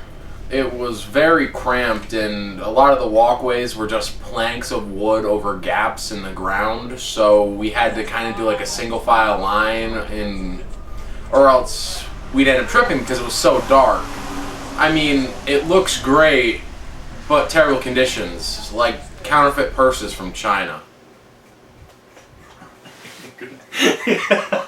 My favorite action scene we shot was actually down in the basement. Shooting was hell because it was really hot. It was getting closer to the summer, so it was really hot down in that basement, down in my grandfather's basement. Just everything worked so well. I got everything lined up perfectly. Everything from a technical standpoint was great, other than Ben Heimer. Ben Heimer was protesting the entire time. And like in between every shot, he would be texting on his phone and stuff like that, and I'd wound up letting him have it. But other than that, it's such a good action scene. I mean, everything worked. The camera scenes, we almost broke out in a fight. Yeah, that's kind of important. But everything really worked. I think it was beautifully shot, beautifully executed, and when I edited it all together, it made the scene work even more. Blood. I think the blood was the biggest issue, one of the biggest issues I had when Adam was trying to get me to film with him, because at the time I had long hair. And I was just thinking of how the hell am I going to get this out of my hair, which sounds so girly. It was winter when we were filming, and the blood was often juice or like red food coloring and cornstarch, and there was actually, in the makeup, there was some good quality stuff, but during one of the scenes, Fran and Zeke's scene, which was Logan and Hannah, we drenched them, covered them, but they had to wear t-shirts and like jeans because they were supposed to be running out of the building. So they had to sit down in the snow for like 5 scenes. And they had to keep getting covered in blood. So their hair was caked, their eyes, Hannah's eyelashes were sticking together. She was afraid to put a blanket on because of now I'm gonna blood on her. We used buckets, we must use gallons. If we had shares in this stuff, I had to play zombie a couple times, and I got to play around with some movie makeup, which used some really nice quality fake blood, but then you just get a pitcher full of red food dye dumped over your head. Everyone had their turn at being a zombie. I just remember Hannah, because Hannah and I are really close. I just remember her freezing to death, shivering, and I went to put a blanket on her shoulder, and I touched her shoulder, and my hand stuck to her sweater because she was so sticky with the fake blood. And then I had to bring her home in my car, covered in fake blood. It was definitely a sight to see. I feel bad for anyone who drove past us on bloody days, because they must have thought, if they didn't know Adam and they didn't know his movies, they would have thought, holy crap, who the hell is butchering children in the field? Because that's what it looked like. Everyone else was just like, oh yeah, it's Adam. He's doing another movie. The one action scene I remember vividly was a pretty badass scene where I'm booking it down a field. There's zombies right behind me. Adam's following me with the camera, and I'm just running for my life. I'm just picturing like intense music playing when I'm doing this. I'm running. I trip and fall. Head over heels, do a somersault, land flat on my ass. Turn.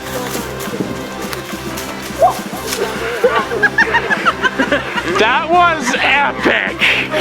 So we kept messing up these lines, because we'd have this thing where there was this one scene where we were fed up and we were overly tired, and we had done this scene which was like some person walks, another person walks, and you just stop at intervals and turn around and cover each other to protect against the creatures that were coming forward. And there's a scene right before we leave, but we kept messing up lines because it was long. We couldn't do broken up scenes. It had to be all together, and we each had like 3 different times where we had to speak, which was all separated, and we couldn't just read it off. We had to be into it. So out of nowhere, we just started to get so extreme, and we're just belting out these lines, and we're waving our hands everywhere, and everyone's just staring at us like, what the hell are you doing? Liara, Caden, you've got to go! No, what? Oh, fuck! You're gonna fuck it up. Okay. Fuck! I've got my line. Zeke! God! I know. I have a plan. Well, whatever it is, we better do it fast. Wait. I'll kill a few more of those things. I gotta fit it in my tight coat. Lots of key scenes still had to be penned out, many of which Adam made by hand with no script at all. Towards the end, the director easily stayed up well over 3 in the morning writing, rewriting, scrapping, and rearranging key sequences. The treatment, in essence, became the Bible, because we'd never had a completed script. The script was always being rewritten. I always had that treatment to fall back kind of onto, even though we changed quite a bit from that treatment. So I started color-coding the treatment. I started color-coding even parts of the script. Yellow represented scenes that I could improvise, which became more and more and more as the film shoot went on. While scenes that I left alone were scenes that I had to pen out. And scenes that I colored blue were scenes that I had started filming, but we hadn't completed yet. Then, when all things seemed to be unable to get worse, they did. So I'm walking around one day, and Will comes up to me and says, Adam, I'm going to basic in a few months. Which, actually, at the time, I was like, oh, cool, because that's what he always wanted to do, and I was happy to see him actually do what he wants to do. He's like, oh, I'm doing what I want to do. Suddenly, after he walked away, I said, shit, now we even have more of a time crunch. Because if he goes in a few months and we haven't finished all the shit, then that means I gotta, all of his shit, that means I gotta write even more. That means I gotta do this, I gotta change this, I gotta change this, and right when I thought I had it down, that means I gotta throw it out the fucking window, and... The already ticking time clock had sped up. This created all the more pressure for the heads at AN Productions, and as a result, more had to be done with less time, less money, and less perfection. Scenes that were already choppy in terms of usable footage became even less coherent.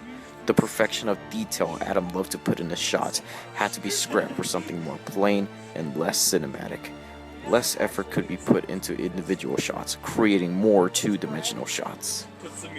Once a coherent script started to be produced, after months of improvisation and on-the-fly changes, Compound of Chaos began to fall back onto the tracks. Despite the rush of good news for the train wreck of production, Adam knew that the damage had been done. Already, Compound of Chaos had proven to have gone over original production predictions by 3 months and $400 over the original budget. The fact then hit all the AN production managers in order for any hope of a release in the winter of 2013. Editing had to begin. Without a completed script, Adam Noyes sat down at the computer and began to place things all together. With Forest of Blood, I really didn't have a choice. I wasn't home for the entirety of the shoot, so of course I waited until everything was done before I started editing. Lake of Death was the same way. I took the traditional film approach about it, or filmmaker's approach about it. Finish all of principal photography first, or finish all of production, and then go into post.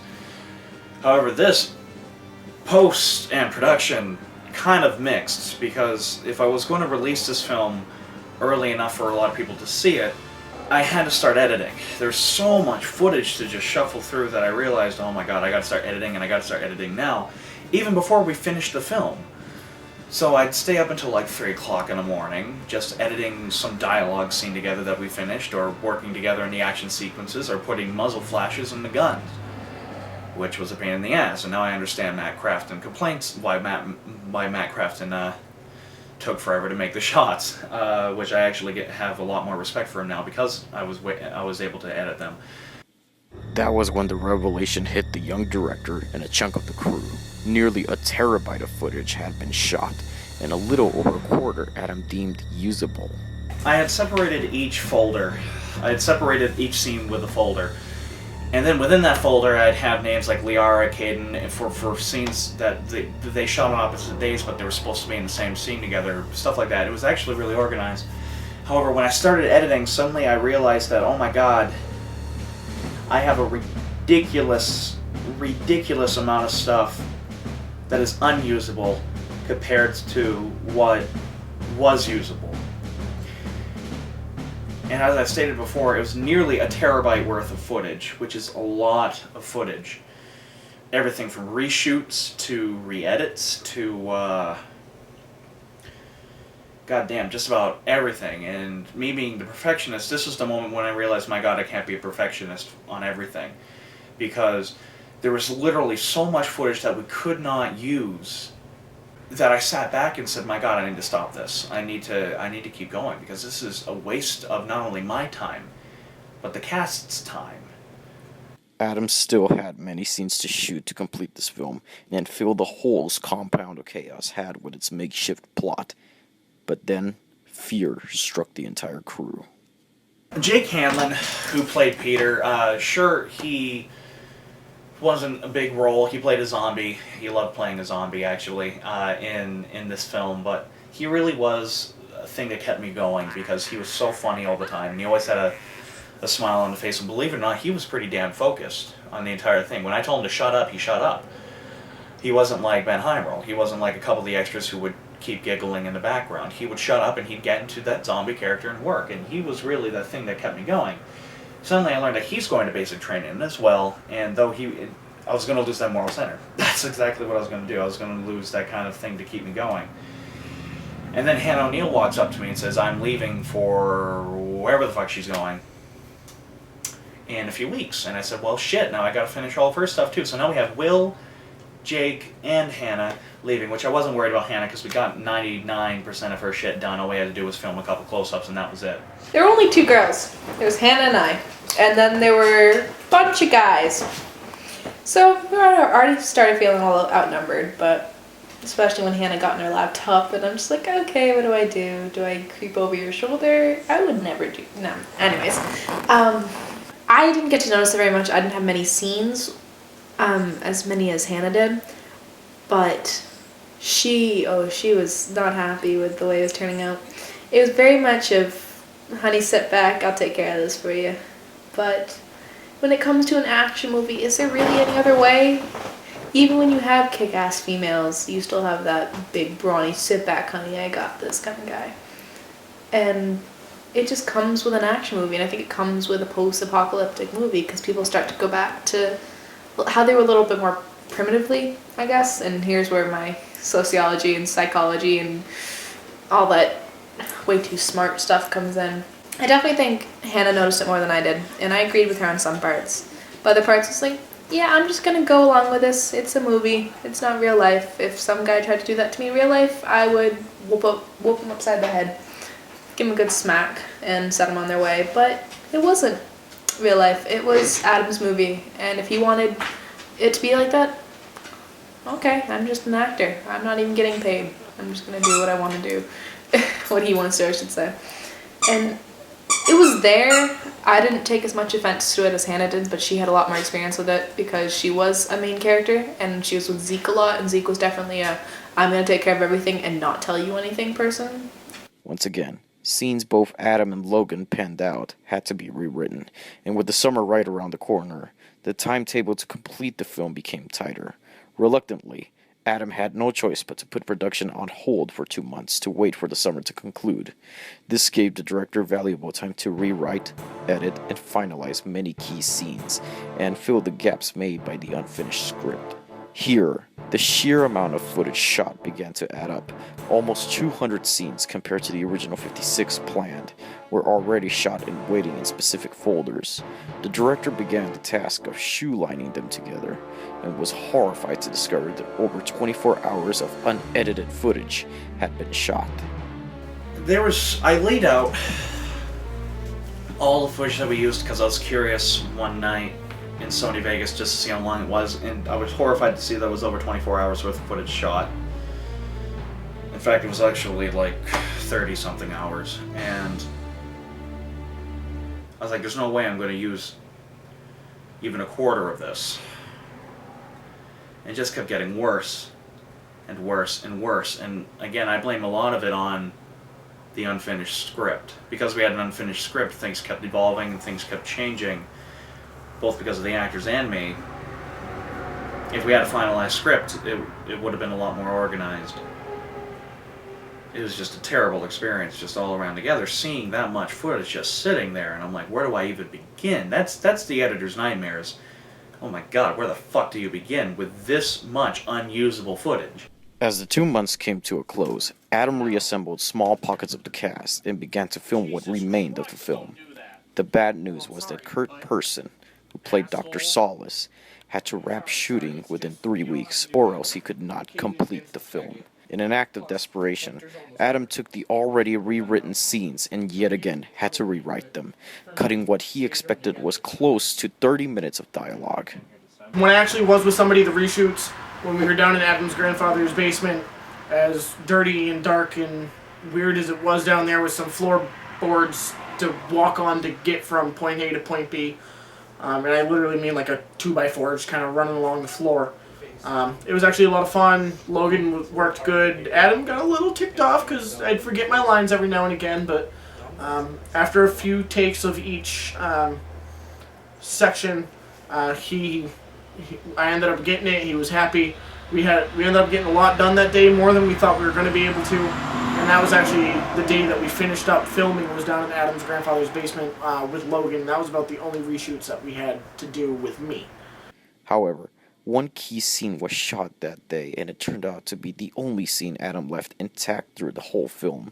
It was scene 41, when Brent and Zeek had their confrontation.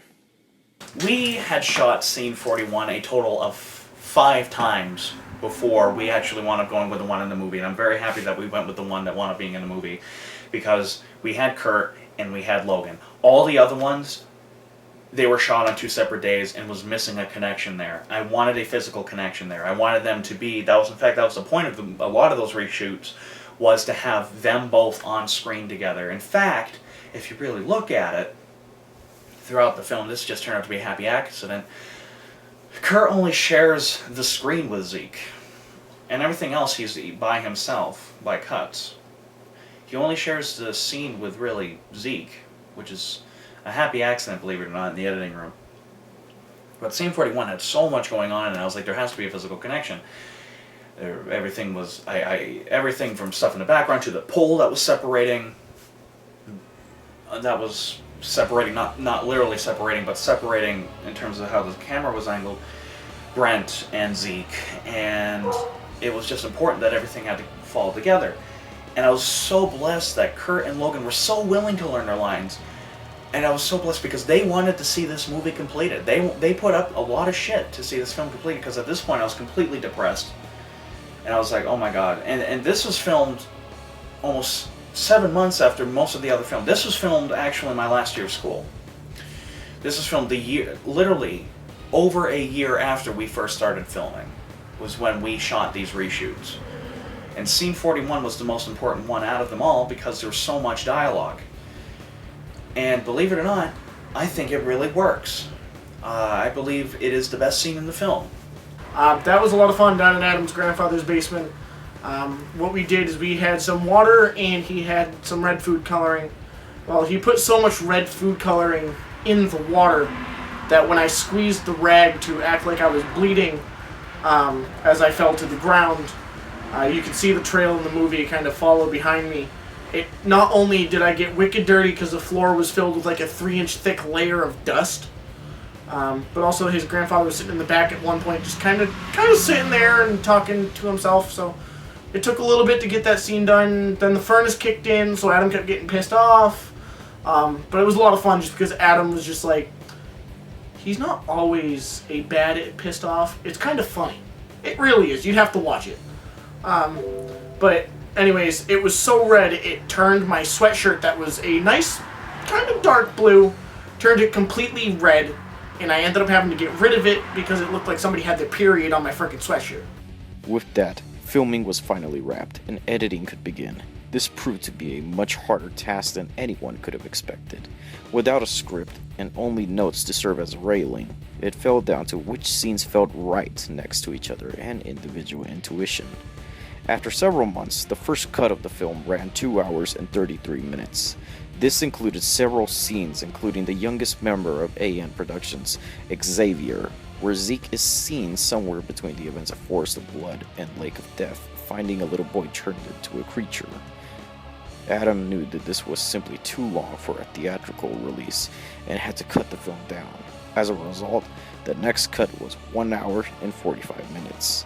Adam, wanting to keep absolute secrecy with the film, other than the few trailers released, showed the film to members of the Sons of Serizawa and asked them for further cut suggestions. Adam, keeping his editing doors closed from all views from the outside, went to work again, cutting down the already spliced film. He even went back and rearranged entire scenes to better fit the cuts that would make sense. Finally, he had a cut that ran 93 minutes, and he showed it to Logan Kadle, who was ecstatic about what he saw. Though it was hailed by the crew, Adam felt differently. Though he considered the film to be the best he's made, and is extremely proud of the footage he's gathered, it was not entirely what he intended it to be. Adam was able to salvage the key elements that made it a psychological film, but a lot of the subtext wound up on the cutting room floor.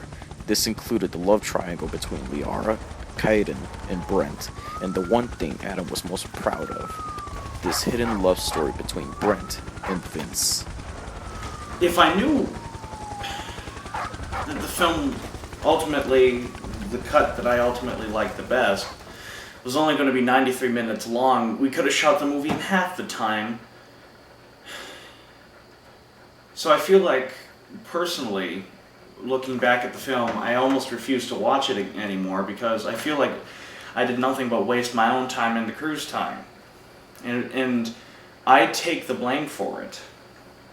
I do. I say it is all completely my fault. Now came the time for Compound of Chaos to be released. AN Productions kicked off a massive promotion campaign from new posters, trailers, to word of mouth. Once again, a deal was worked out with the local theater to get it released, and shown mixed with the limited YouTube release. Everything seemed to be going fine, but as fate would have it, like the rest of the production, things went wrong. So like Lake of Death, we called up the Rialto. The Rialto said, yeah, we'll show your film.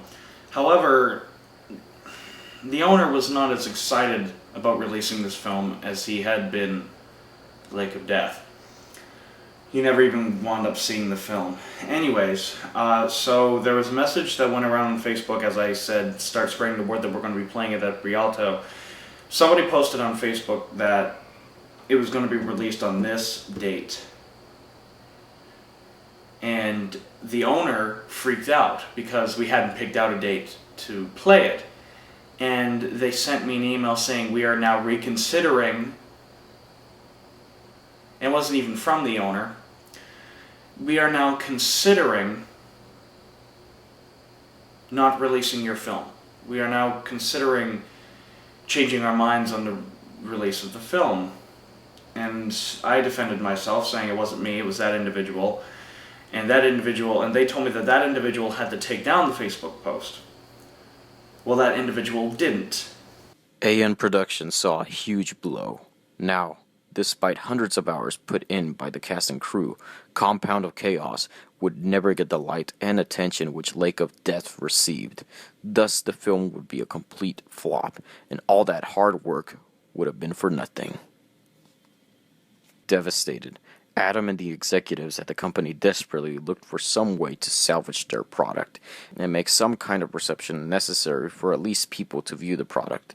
They all realized that nothing was going to allow the ambitious movie to make its money back, and that Compound of Chaos would result in major setback for future productions, including the anticipated Season 2 of Totally Stupid Shit 101.